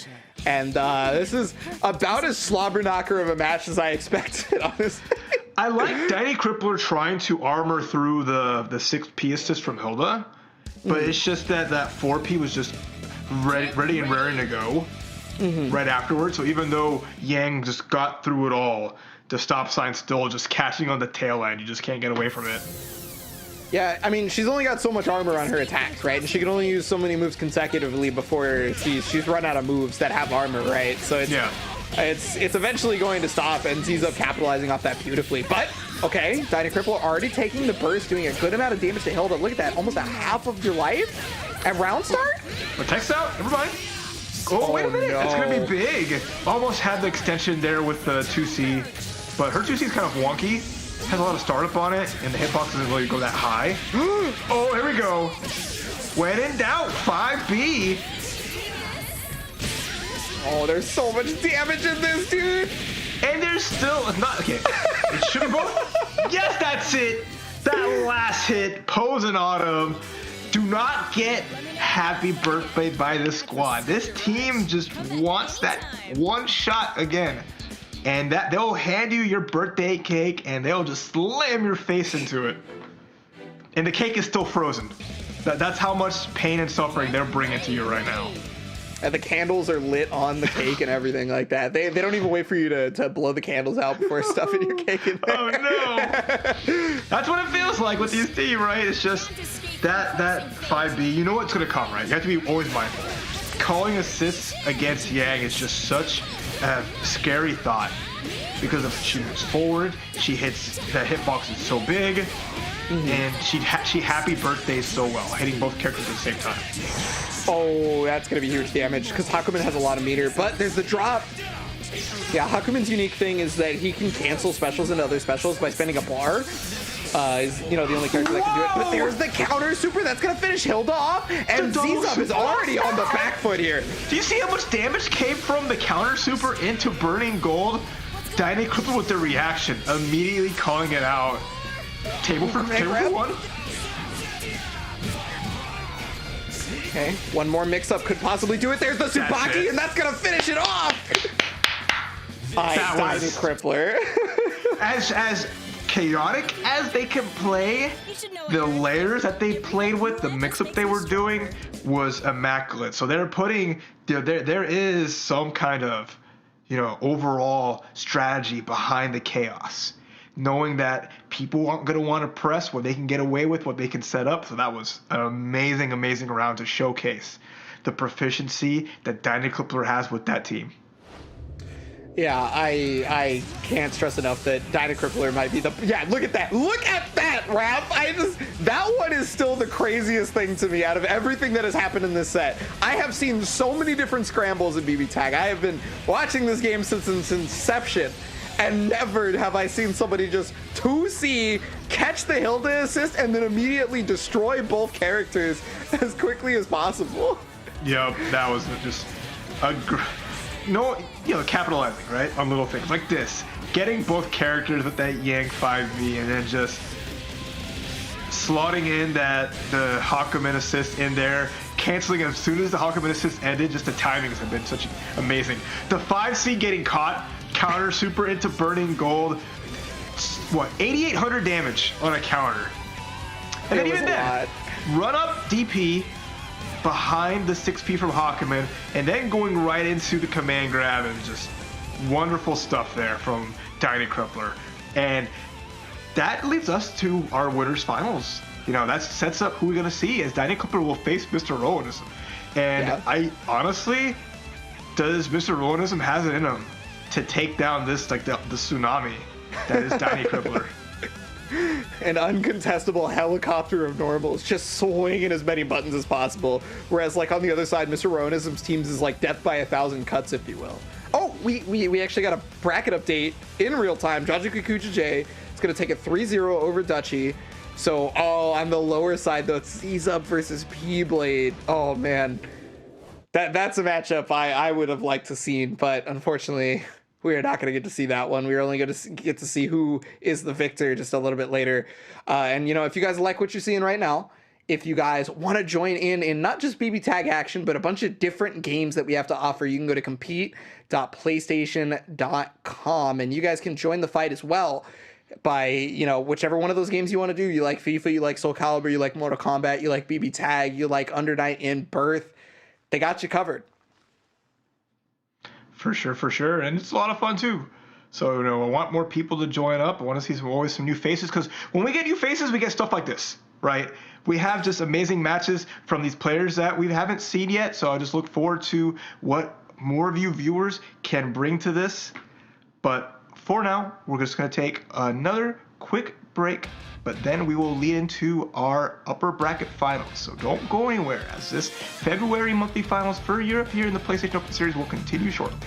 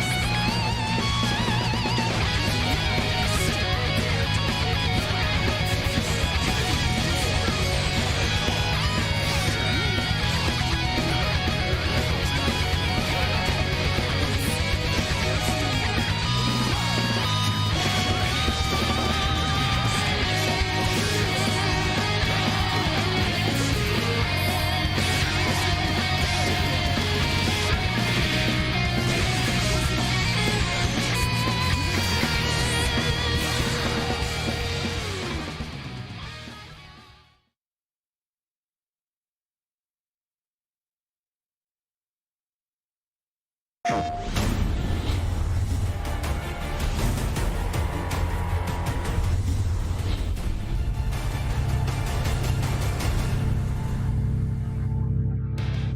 hope you guys got your water ready. I hope you guys are ready for this winners finals, because we are back here and we are looking at one of our most interesting matchups that we may have had so far in the PS4 Tournaments Open Series for BBTAG. It's going to be Mr. Rowanism versus Dynacrippler. Now, Dynacrippler, at the very beginning of this, we did a survey and said, I'm kind of bad, honestly, and is now in winners finals. Their humbleness have carried them this far, right? They're just like, they're just not knowing what to expect. It's like, I have to face some of the best players in EU online. I have to go up against these amazing teams, and a lot of hills I have to fight through that with my team that just wants to get in there and show you some up close love, but they've done it, right? Making it all the way here to upper bracket finals in a commanding fashion. Very impressive. Yeah, we just saw that P-Blade also beat Zizub down there in the lower bracket. We got that updated in real time. So we now already have our top four solidified. So upper bracket finals, Mr. Rowanism versus Dynacrippler. I want to know what the chat thinks on who is going to take it, because Mr. Rowanism has been 5-0ing left and right on most of the weeks. And then on the last monthly, he took the whole tournament. But Chad is rooting for Dynacrippler, and I can totally understand after you watch some of those Slobberknockers matches. He is swinging, and he is not afraid of anyone. I was about to say, I feel like we have a new crowd favorite in Mr. Dynacrippler, because you know what happens when people get to choose what they prefer? They're going to choose chaos. They don't want to see anything surgical. They don't want to see clean play. They just want to see mayhem. Will we see that here? 3 out of 5 set. This is to get into the grand finals on the upper bracket side. This is to get a majority of that prize pot. So let's see who does it between these two. Let's go. I cannot believe they willingly went to Snowtown as the stage. I cannot believe that. All right, but yeah, so first game here. What did I say? You give them a choice, they choose chaos. Yeah, that's true. You're right. This is chaos incarnate for sure. But I mean, already Hakumen on life support. Burst is forced out for Dynacrippler. Hasn't gotten a chance to start, as Seth is going to be able to get an easy knockdown on this one. Look at that, 9.5. No meter required, just a little bit of partner gauge. Oh, the armor goes through, but that's gonna force a punish. I can't believe how free that ends up being because of the way Seth lunge works. Just like absorb the hit. I'm on the other side either way. Doesn't even get tagged by it, and now, you know, not quite a perfect. Luke's got a hit in, gets a counter, gets a big speaking of counter hit. Wait a minute, I keep mentioning. Okay. Oh, but the dive is too strong. Honestly, just both characters having dives like that, Hilda and Seth, make for a great defensive tool, because, like, you know, you might think they're gonna just jump out of the corner. No, they're just gonna dive on top of you and start it from that angle that not a lot of characters handle really well that quickly. Yeah, oh, just caught him maybe trying to press a button right there, because the lunge was actually able to finish it off on that one. And Mr. Rowanism was in complete control of that match. And I mean, I know we talked about death by 1,000 cuts. So when you death by 1,000, when you have a team that is death by 1,000 cuts, you know, it doesn't immediately kill the opponent. It means that they have several more chances to get up and change the tide of battle. Yeah. And so that ends up being quite a big risk versus a lot of teams, especially this one in particular, since it just explodes your life bar. But regardless of that, Mr. Rowanism just kept it under control. You know, didn't matter how many times Yang got up, Yang eventually fell again. Oh, she's getting up now. Nice grab. That's what that nice thread. And the levels of the mix-up, right? You call the Hakumen 6P, get a quick grab, or you put pressure on. Oh, but that time didn't try to anti-air, didn't time it well enough. 5B catches the low. Nice punish there from Dynacrippler. Gonna go burning gold. Yes! Every time you see a whipped normal after a resonance, or not, excuse me, not a resonance, but a semblance activation, you can expect a burning gold coming almost immediately. The JB teleported past the strawberry sunrise. What? She just faded back. She was like, yeah I'm not dealing with this. The fadeaway hit. It's like, I'm good. Yang got hit, survived the slip a little longer, but now takes out Hilda. That's a win for Dynacrippler, right? I would say so, yeah, because of the life change. Although I can imagine it being very difficult for Hakumen to be able to catch Seth. Actually, I don't know if it's a huge win. What I think is fine though, because like Seth sets up orbs, right? So if Seth doesn't go in while the orbs are active, then Hakumen's gonna get his own projectile from hitting them if he decides to, and Hakumen just needs like one hit to reverse this all around. So at this point, watching out for the orb. Ooh, big hit. Try to snipe out of the air. Ooh. Okay, tried to bait the throw, but was unable to get the punish afterwards. Orbs are out though, yeah, and that's gonna end up being a punish. Now he doesn't have meter, and Hakumen's got a good amount of life, so yeah, I just wasn't sure how he's gonna be able to kill on that one. Okay. So press a button. Oh, there it is. The air jump to air. Yeah, beating out Hakumen's option. Great decision there. You just see them both go in the air and wait for like a couple milliseconds. They're hanging there like, who's gonna do it first? Who's gonna do it first? And then boom. Seth with that air superiority. Good stuff from Mr. Rowanism. But I like what Dynacrippler did, right? He, even though he sacrificed Yang to take out Hilda, he had full faith in the Hakumen to close that out and tie it up 1-1. But that's not quite the case. Yeah, I mean, for a moment there, it actually looked like that Yang was just going to be able to take out Hilda without the sacrifice happening. It just ended up that Mr. Rowanism had decided that he no longer wants, this to keep happening, and he was able to catch the Yang. So, I mean, it could have been a different story, possibly. It could have been that 2v1. Oh, but huge hit right here. Now, it is solo, so it's not going to be a ton of damage. But it's free damage, at the very least. 7k solo, still not too bad, without using any resources. And there was that 2C again on the situation. I wonder if Dynacrippler was looking for something a little bit similar. Okay. Meteors come out. It's going to be able to hit Yang and get the full combo off this. Caught the recovery of 2B. If you're Rowanism, you love to see it. If you are anybody that's just tired of seeing Hilda, too bad. Yeah, there is more of this woman to come at this for a very long time, honestly. She is here to stay. Okay, nice combo there. The trade-off you got, in the corner. Nice. Canceled it. That was really smart. Avoid getting hit by Burning Gold. Goodbye to Yang. All down to Hakumen again. Ooh, snipe. Ooh, yeah, not a second snipe on the EX lens, so the dive is just going to make it happen. The backdash comes out. Yukikaze, that's actually going to end up connecting. Big damage. 7.5 solo. Oh, he didn't recognize that he was on the other side. I think that was because of cross-up. Yeah, and it was scary too. You think it's my turn yet? Am I pressing a button? Am I getting hit? And just... Mr. Rowanism did it again. He said, I know how you want to bring the pain. I know how you want to bring the crazy. I'm just going to put you in the blender, turn it on the highest setting, and no matter how much life you have, I'm going to take that 3-0. Good stuff, Mr. Rowanism, going to Grand Finals. Chaos, unfortunately, is unable to prevail this time. I'm sorry, chat. I know you are the lovers of chaos. But yeah, again, I couldn't think that these two teams would be any more polar opposite, because again, Dynacrippler's team is just meant to chunk you down, hit you one time, hit you one more time, and your whole team is dead, right? Like, whereas on the other side, Mr. Rowanism, he's got incredibly strong neutral game plan with the characters, right? They have pretty much all the options of being able to move around the screen and be able to keep screen control. And Mr. Rowanism did that the entirety of the set. Control was absolutely the name of the game, whether it be because Seth was running around enough that Hakumen couldn't catch, and so then Hilda would catch up like with an assist, and then it would just be bad news bears after that for Dynacrippler, or it would just be Hilda is just pushing the opponent back with full screen projectiles. It felt like Dynacrippler was just at the mercy of Mr. Rowanism at all times and couldn't find a chance to make any of that crazy stuff happen.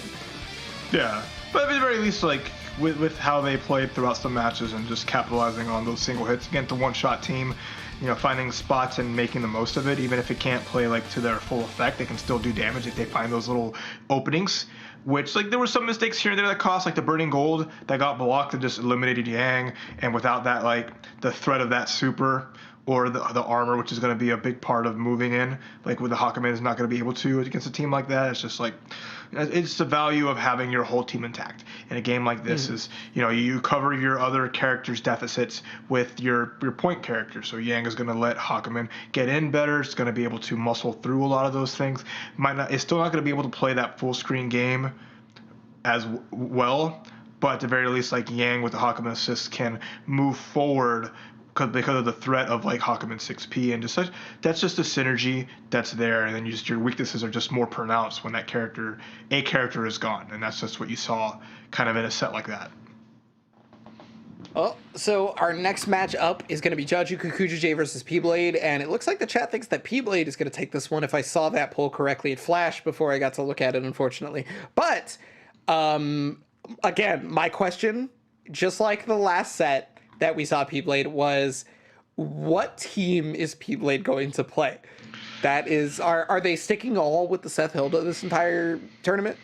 Oh, okay, well, that like answers a part of the question. You saw Mr. Rowanism, now here's Mr. Tuanism.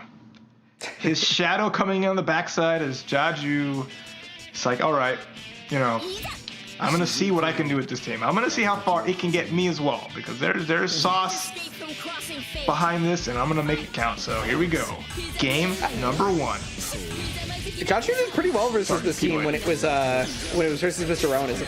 So I wonder if it could be the same thing. I mean, that's a great start because this is all unburstable damage. He had used the reversal action. He didn't have a burst anyway. He's going to get opened up low on that one. Seth already have a low half health right now. Probably going to look for a chance to be able to get the character out if possible. Oh, that's a great hit. Oh, doesn't get anything more off of that though.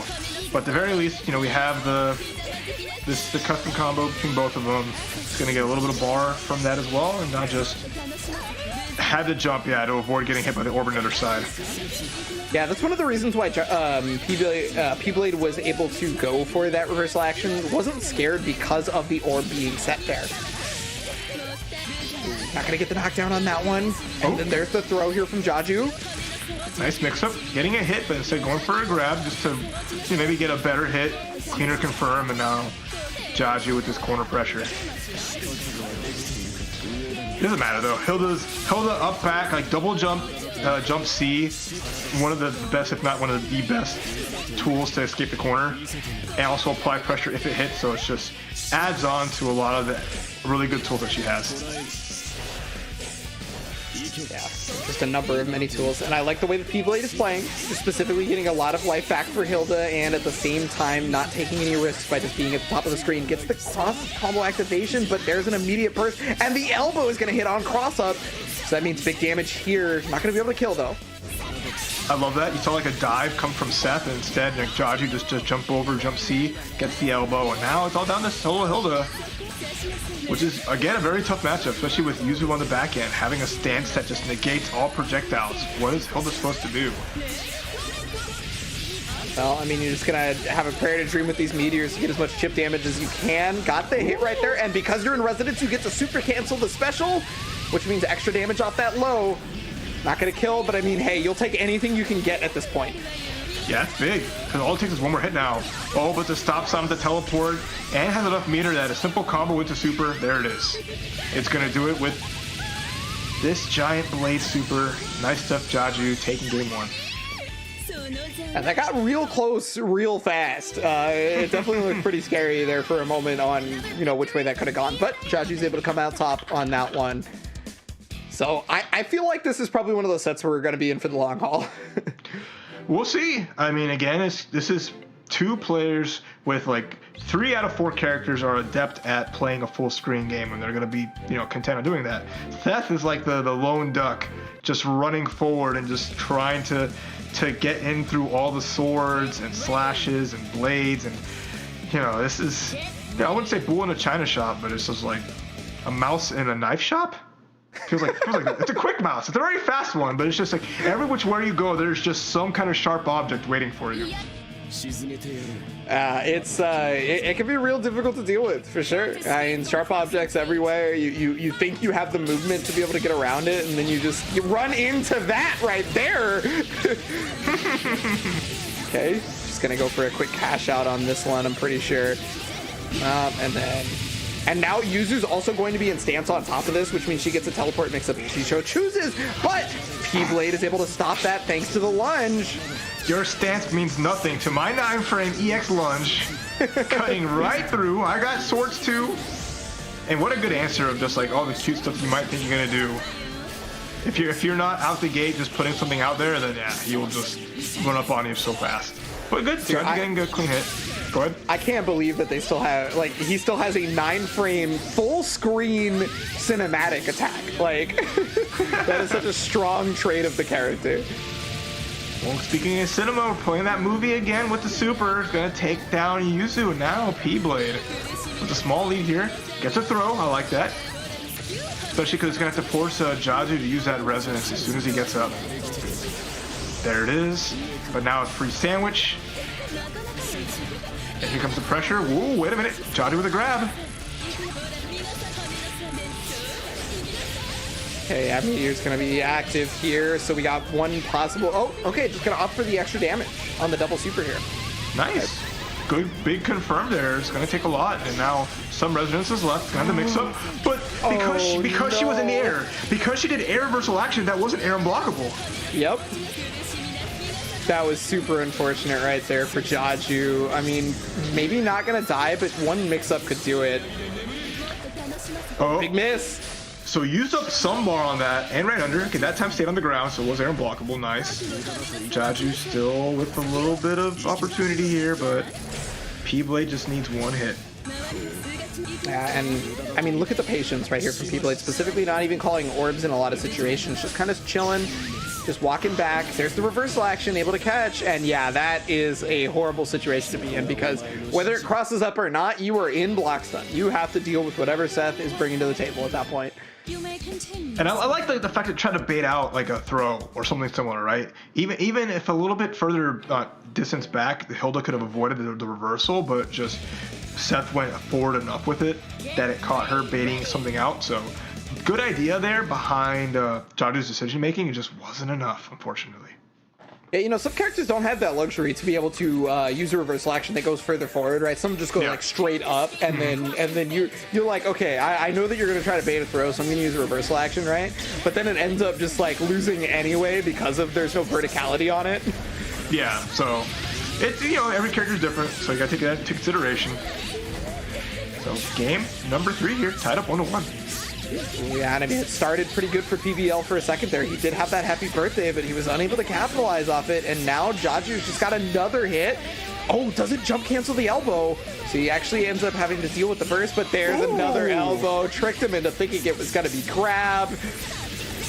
And just, all you do is press that button on the way up. It'll come all the way down, active forever with a single hit. Oh, nice slash. Gets both characters again.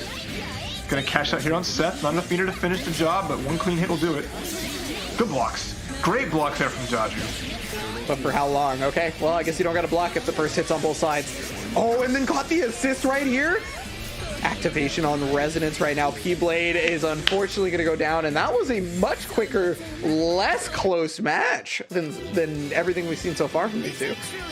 Oh yeah, no, like you saw like 2 happy birthday combos, you saw assist snipes coming left and right, and just also really good defense. I like the burst on block, a very good tool to use in situations that, especially if you know that they're setting up for a sandwich. Just because most players are anticipating the burst on hit and style their combos to stop that. But when you have the ability to burst on block, you disrupt your opponent's flows, where if their pressure isn't slow and methodical and they are ready with a jump cancelable move, which not every move is jump cancelable when an opponent is blocking, that burst can just reset the neutral, create that space, and it worked out so well. I love that decision, and I want people to use that more, because it's a risk, but it pays off really well, especially under pressure.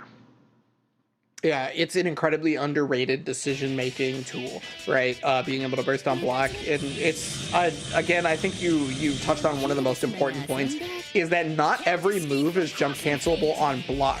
Some moves have different properties when they hit the opponent or when the opponent blocks the attack, right?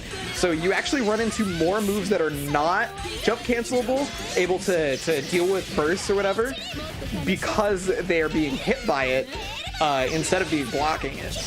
Oh my goodness, elbow just running amok. Elbow! She lets you go. Like a professional wrestler. From the top rope. But every time. Okay, PBL got the lunge into stop sign. That 4P combos so well with how Seth moves. There's again, just putting that pressure, delayed. to the sandwich, but what a reversal super. Impalement coming through. It's going to get some damage and reset the neutral here. Advantage Jaju. Yeah, that hits just about anywhere on the screen, so that was really good call out right there to be able to recognize when to use it, because, you know, if you play that character, you probably know where your own gaps are, right? So, oh, what a safe active switch right there. He got the reversal action, and he is able to get just 3 damage on that 7k. Oh, got the cross up at no full conversion, just a bit too low. There was an EX slash there to check the EX lunge, so, you know, Jaju didn't catch him, but still just playing it safe, not wanting to get hit again like last time. Oh man, the wonders of Hilda's slow DP. Because it's so slow, people think they've already safe jumped it, and then they press a button and get hit by it anyway. And that's just what happened right there. Oh, big hit though. That's gonna kill off the cross combo, and now he's got to punish on the reversal action from full screen. Jaju is poised right now to be able to take down this character. He's got the assist bar to extend this combo. Ed had lead for super, doesn't want to use it. But the grab with the fake out, I love that dash forward. Beautiful situation there, getting a counter on the throw. And Jaju 3-1, taking that set extremely well over PBL, aka French Whispers. But they still, you know, PBL makes it out at 4th place. Still gets a small chunk of change, gets $100 dues. So it's worth all their action and their fights. So good stuff to them, but they are out of the tournament now. I get that $100 platinum, right? But yeah, no, I mean, look, it was hard for me to call coming into it whether Jaju or P-Blade could make it, because there have been several times in the Open Series where we've seen P-Blade advance further than Jaju, right? There's been several times outside of the Open Series where that same thing has happened, and you know, it's not been like, I would say, back and forth, but it's definitely been a possibility. And so for me, it's really hard to decide. But I mean, French Whisper is trying to stick with the people trying to stick with the Seth Hilda the entire time. Which, I mean, sometimes you just need to get that tournament experience, right? Yeah. This is a great place to do it. I mean, yeah, sure, there's money on the line or whatever, but there will be another one next month, right? So maybe next month you come into this with a much stronger understanding of your team, and you know, maybe you're in grand finals that time. Yeah, the data's there, and of course, you know, you have your stuff to watch. You can watch Mr. Rowanism's run, so, you know, even if you at home want to bring this team to the table for other online events, for more of these events in here, just definitely go for it. But we look at our lower bracket finals. Dyny Crippler, who, you know, lost an upper bracket 3-0 to Mr. Rowanism, is going to want to try to win this set to get a rematch, but Jaju is fiending for one as well. I mentioned it countless times, but Jaju lost last month in the grand finals to Mr. Rowanism, so they would love nothing more than a run back as well. So there's a lot on the line when you know that the guy winning in grand finals is the one that took out both of these players. Yeah, this is a revenge match for the both of them, or the potential for a revenge match for the both of them, excuse me, because they both have the chance to be able to take down the person who made it to put them into the lower bracket. Now, we haven't seen these two play in Open Series at all. So, you know, we have the potential for some new stuff maybe happening, new interactions and things like that, which is super cool to see. The chat thinks Jaju Kikuja J is going to take it 63%, which is interesting because earlier it seemed like they erred on the side of chaos. You know, they were way more for that. But they're looking at Jaju. I mean, he is on a hot streak right now, honestly. And the so I guess I can't has be their terribly favorites. surprised. The crowd always has their favorites, and Jaju always stays up there. So, you know, Chaos can do its thing, but the legacy and the fandom for Jajuka has always been big, and chat will always let it know. What happened here? It's a mighty mystery, because we got, you know, team lovely ladies of the full screen game versus two just bunga bunga hard-hitting forces that just want to navigate this and make that, again, one shot. They want to get in and do huge damage like this. This is that one shot. Oh, no. Catching both characters. See, sing. Look at the damage rack up as we're comboing into, you know, the 6P. We're going in super. Look how much life loss on both sides into a mix-up because Hawkman recovered from the assist, was able to call it again. Big grab. And punishes the first two. Everything. Dyny Clipper's ready for every moment. Say goodbye, Hilda. Immediate reversal. What does Jaju do here? Yuzu has no life left. My sword's bigger than yours. Bam! Game one already over just like that. Okay, so one thing we had mentioned in Dyna Crippler's previous sets that was a problem for him being able to advance was not reacting to bursts with Hakumen counters. This time finally got it, was able to react, was able to get it, and you saw how much of the payoff there was from just that one instance. It's immense. The amount of damage like that just unfolds, because then after it hits, the way he sets everything up, right? That mix-up is so fast, and it leads to so much. It's just a one big hit, and then you're back in it. You're in the corner. You're just dealing with all of this nastiness. So really good stuff there. Now Jaju has to reassert themselves. It's like, okay, this is the problem, that I cannot afford to make a mistake as big as I did last game. Well, the thing is like, you can make really small mistakes versus Dyna Crippler's team, and I feel like it'll happen to you anyway. Doesn't have to be a large one. I think the biggest mistake is getting both characters hit. If you could avoid that, if you can play with your assists better, then you have a round like this. Oh, yeah. I mean, the burst had to happen, right? Otherwise, Hakumen was going to die. So this is basically damage that Dyna Crippler is okay with taking, because it was guaranteed regardless. It was either this or lose another character, and I would take a little bit of extra damage over losing a character any day. Great 2B to hit the low to beat the armor from Yang. Again, going low in another same jump cancel situation.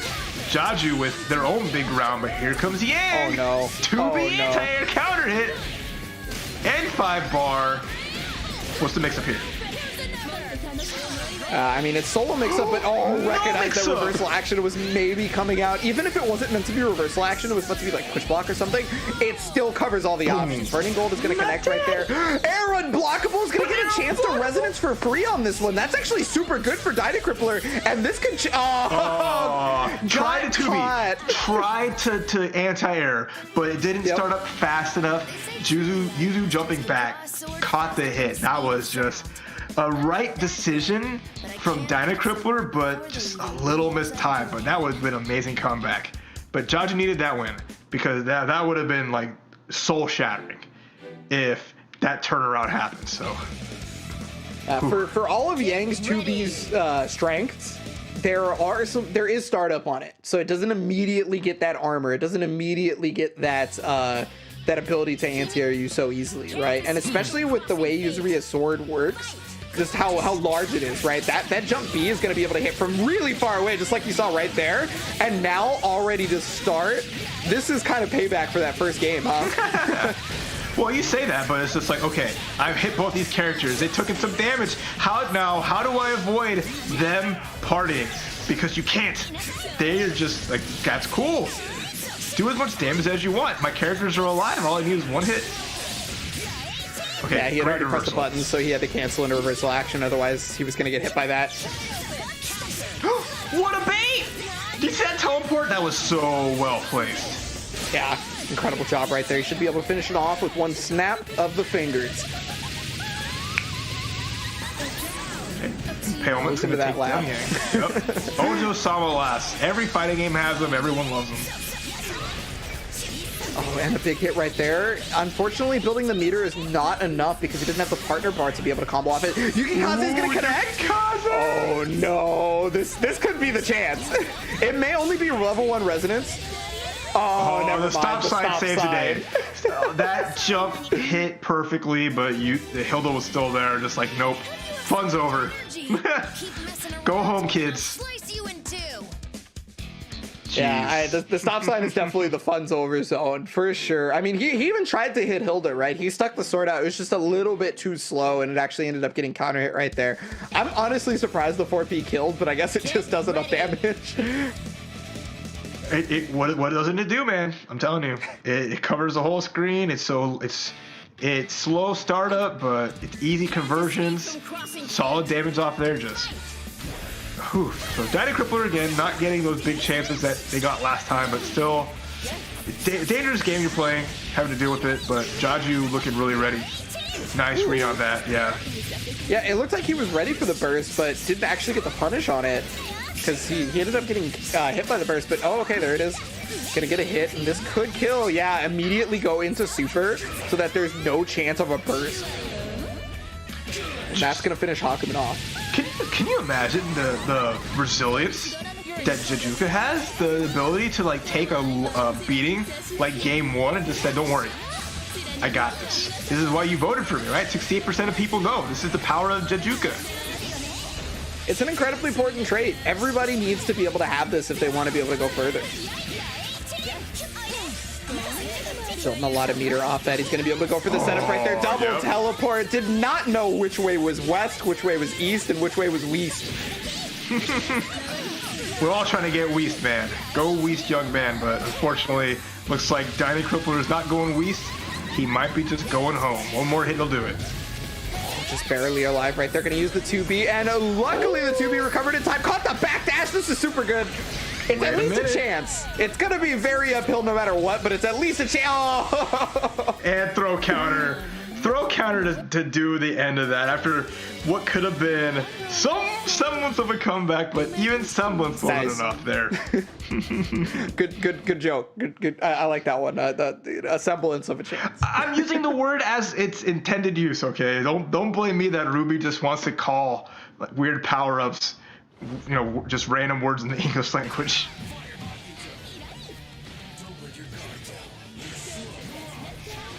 Oh yeah, see there it is right there. That's what we were talking about previously, was the just ability to go into the reversal action or counter, whichever one, right? That one happened to be EX counter on reaction to a burst. And you see how much damage he got off that, right? He effectively killed the character because of it. And then Yuzuria came in with nothing, and it was all the Dyna Crippler show at that point. Up until right here, where it was Jaju making the comeback. That was a beautiful air unblockable, but then it was, I think it was right here where something was just barely, yeah, it was just a bit too late on the 2B. That's what it was. You see, Dyna Crippler just had all these little opportunities, had these one shots, but they just couldn't get more off of them, or just things went awry. So it's like the thought behind it was sound, it just wasn't enough, and there was always one more chance. Fighting for their lives, and I love to see it, but just Jaju was ready. Jaju stayed solid, and now we have another run back. A mirror image of January. We are here again. I've seen this before. It's deja vu. On the upper bracket side, you have Mr. Rowanism once again. And on the lower bracket side, the challenger once again. Jajuka Kujije wanting to turn this around. Look at that win-loss. 96%. Only lost twice. And those were the week, that was the week that Cax won. Mm-hmm. Because he went 3-2 that week, actually, now that I remember. So those losses were only one time throughout this entire month. Can you believe that? It's crazy, right? And then you look at Jaju's side, and they have a little bit more games only because they played through the lower bracket. But they've also played in every weekly qualifying event. They have a track record of consistency, just like Mr. Rowanism. But the mountain they have to climb, the one thing standing in their way, is Mr. Rowanism, who is sitting pretty here, and who beat them before, not just in February or January, but earlier in the upper bracket in round 2. So honestly, it's all on Mr. Rowanism's side. My vote's on him, just like the chat, with a nice prediction going for Mr. Rowanism right here over Jaju. I gotta address the elephant in the room, Rav. Gotta be honest. Jaju Kujije has always been the bridesmaid. It's been so often that Jaju Kujije has either been second or third, right? It's just always been on the precipice of being able to taste that championship belt. Mm-hmm. But it's just been just out of reach every time. And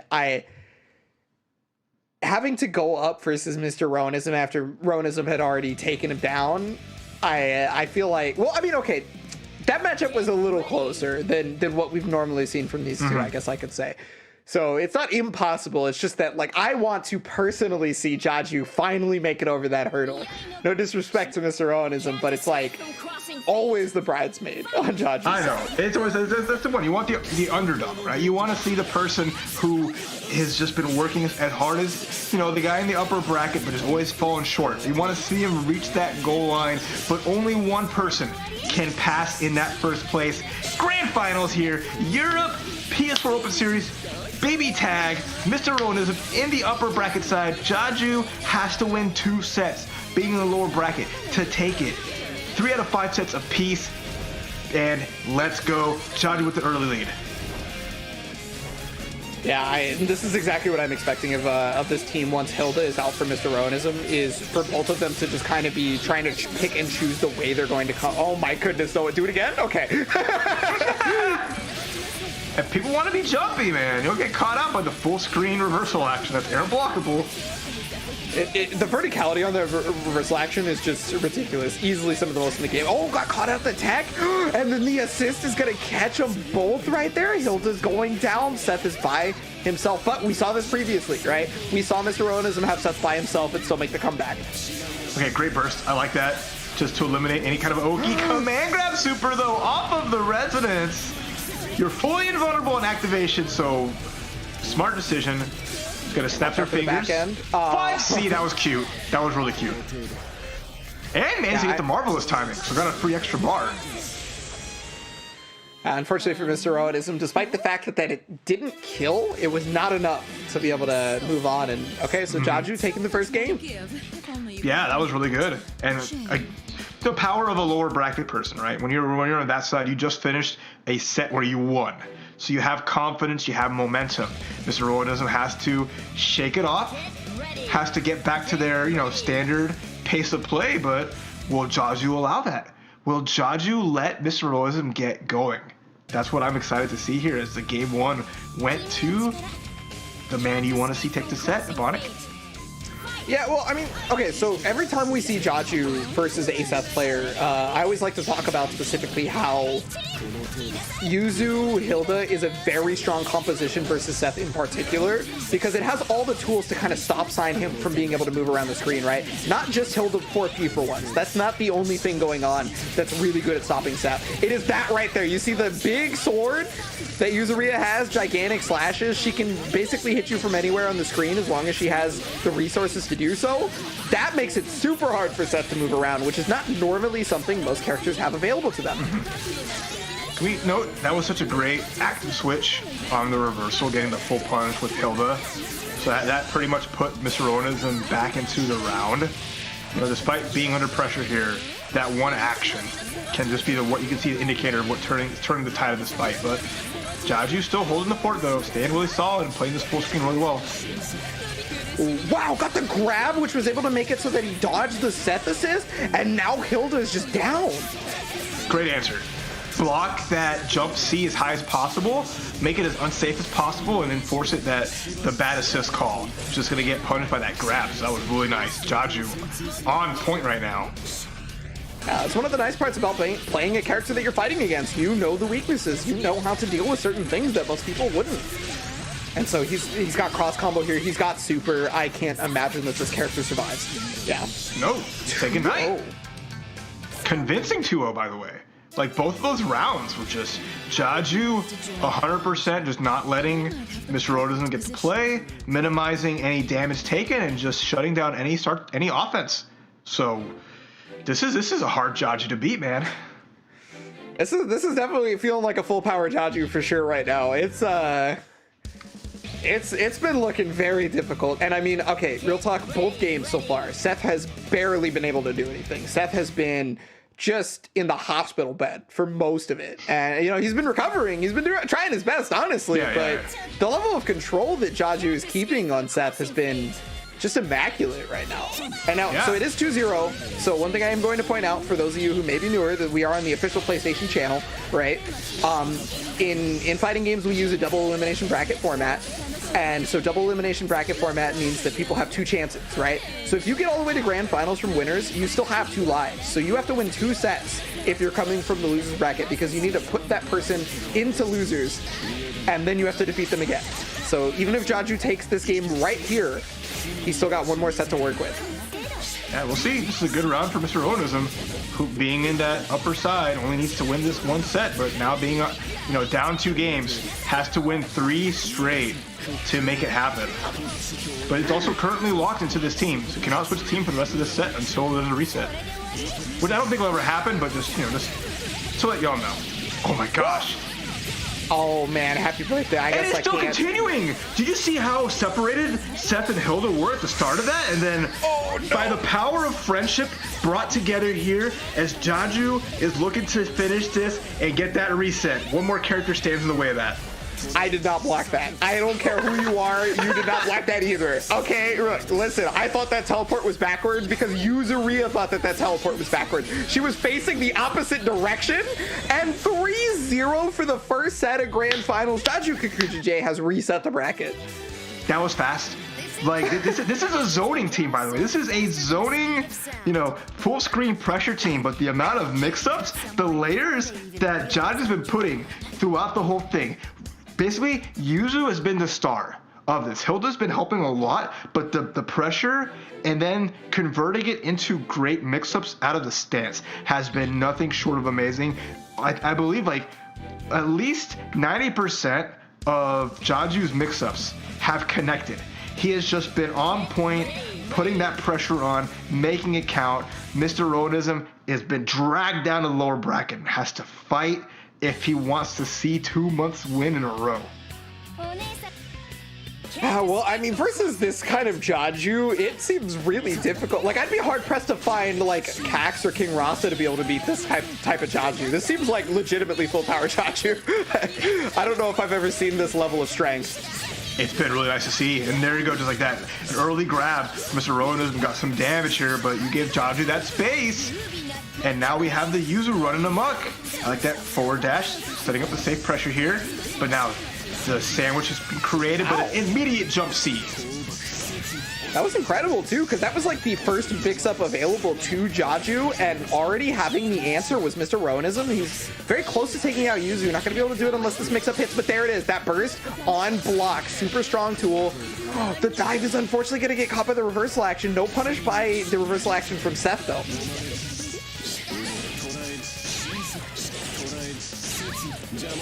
Full damage mid-screen combo. So 8.6k, looking good here. Stop sign comes out, stops Yuzu from getting anything going, and I feel like this Hilda is going to be long gone. Okay, immediate burst, managed to get something out here, and great tech. Okay, Jaju has Elise on life with both characters still there, and Hilda getting her health back. This could be anyone's game, but never mind. Pixels on Jaju's Hilda. Okay, well, if he can go to Meteor Super here, then that could be really good.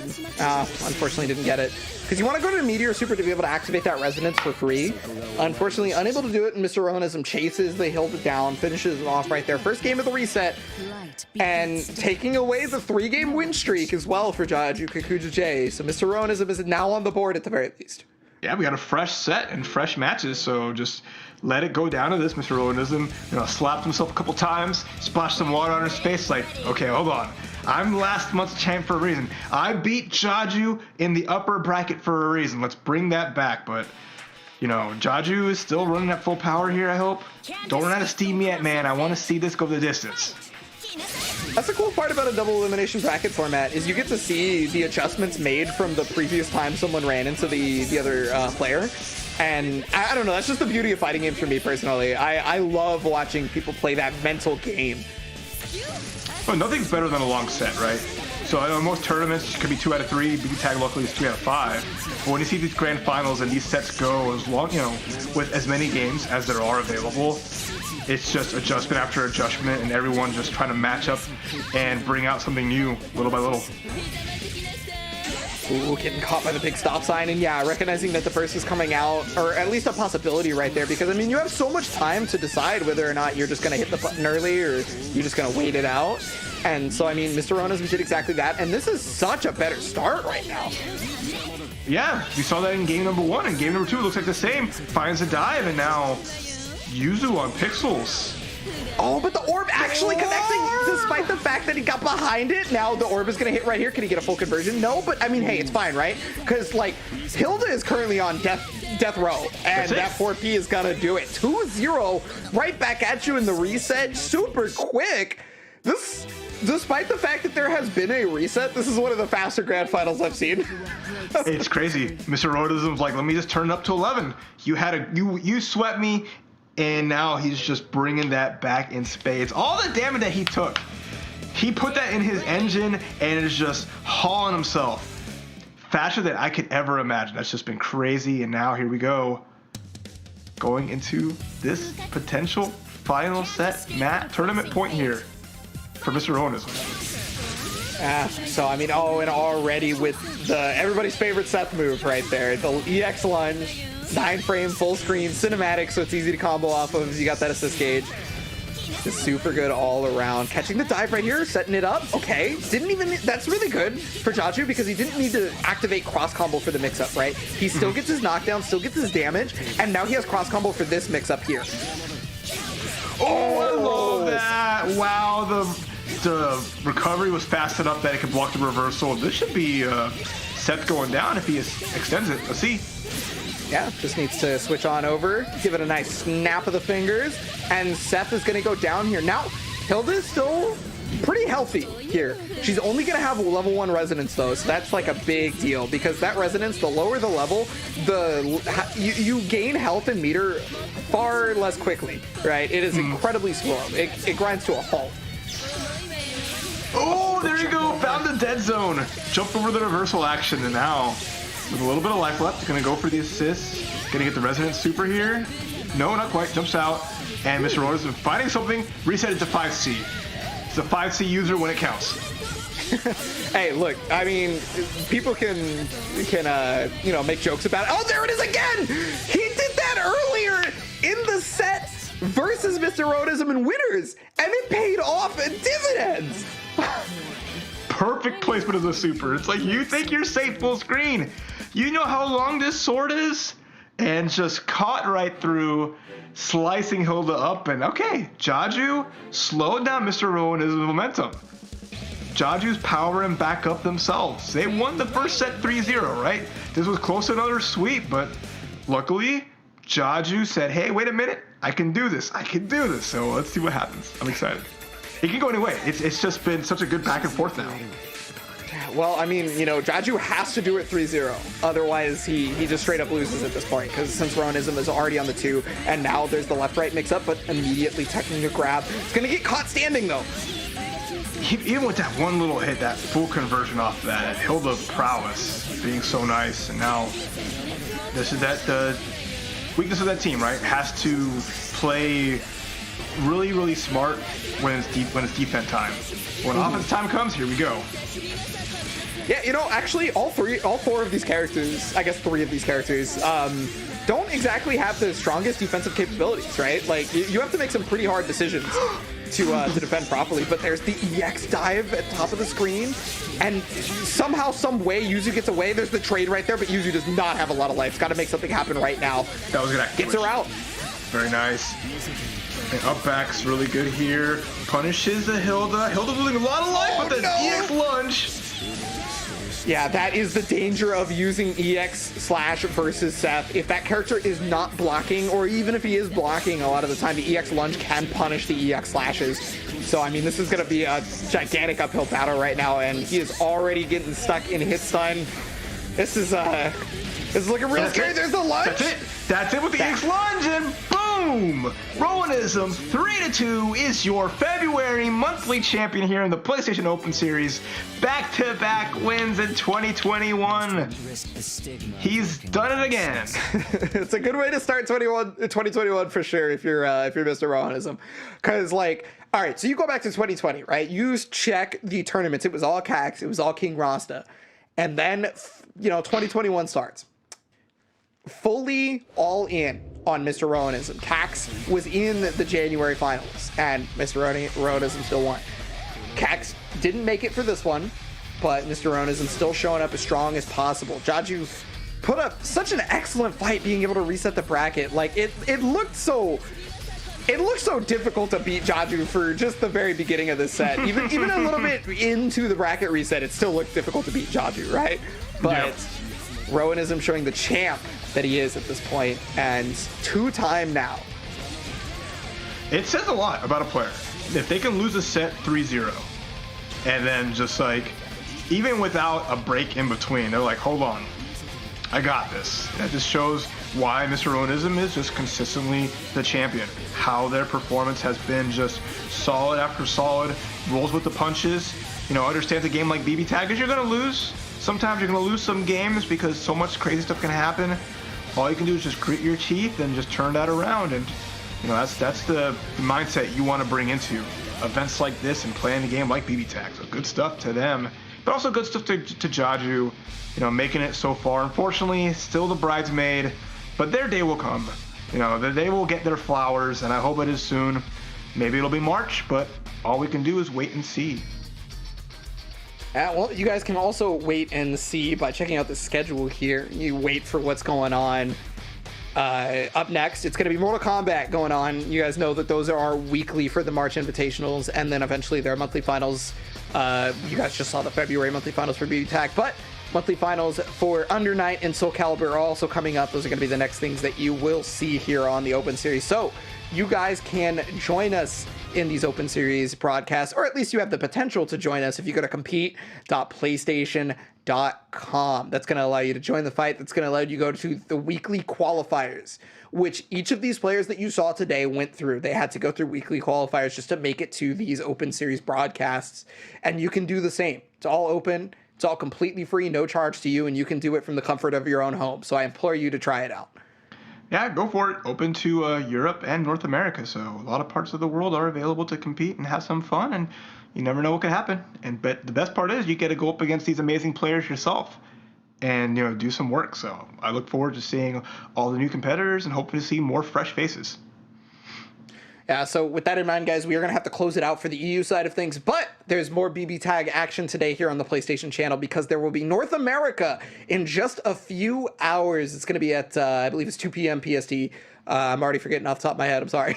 But yeah, so just go ahead and stick around, you know, grab some lunch, come on back here because if you liked EU, you're definitely going to like NA. Oh, for sure, for sure. And that's the beautiful part of it, man, just seeing all sides of the world compete and just players from just all skill levels doing some good stuff. So I look forward to it. Hopefully you all do too. But until then, get ready.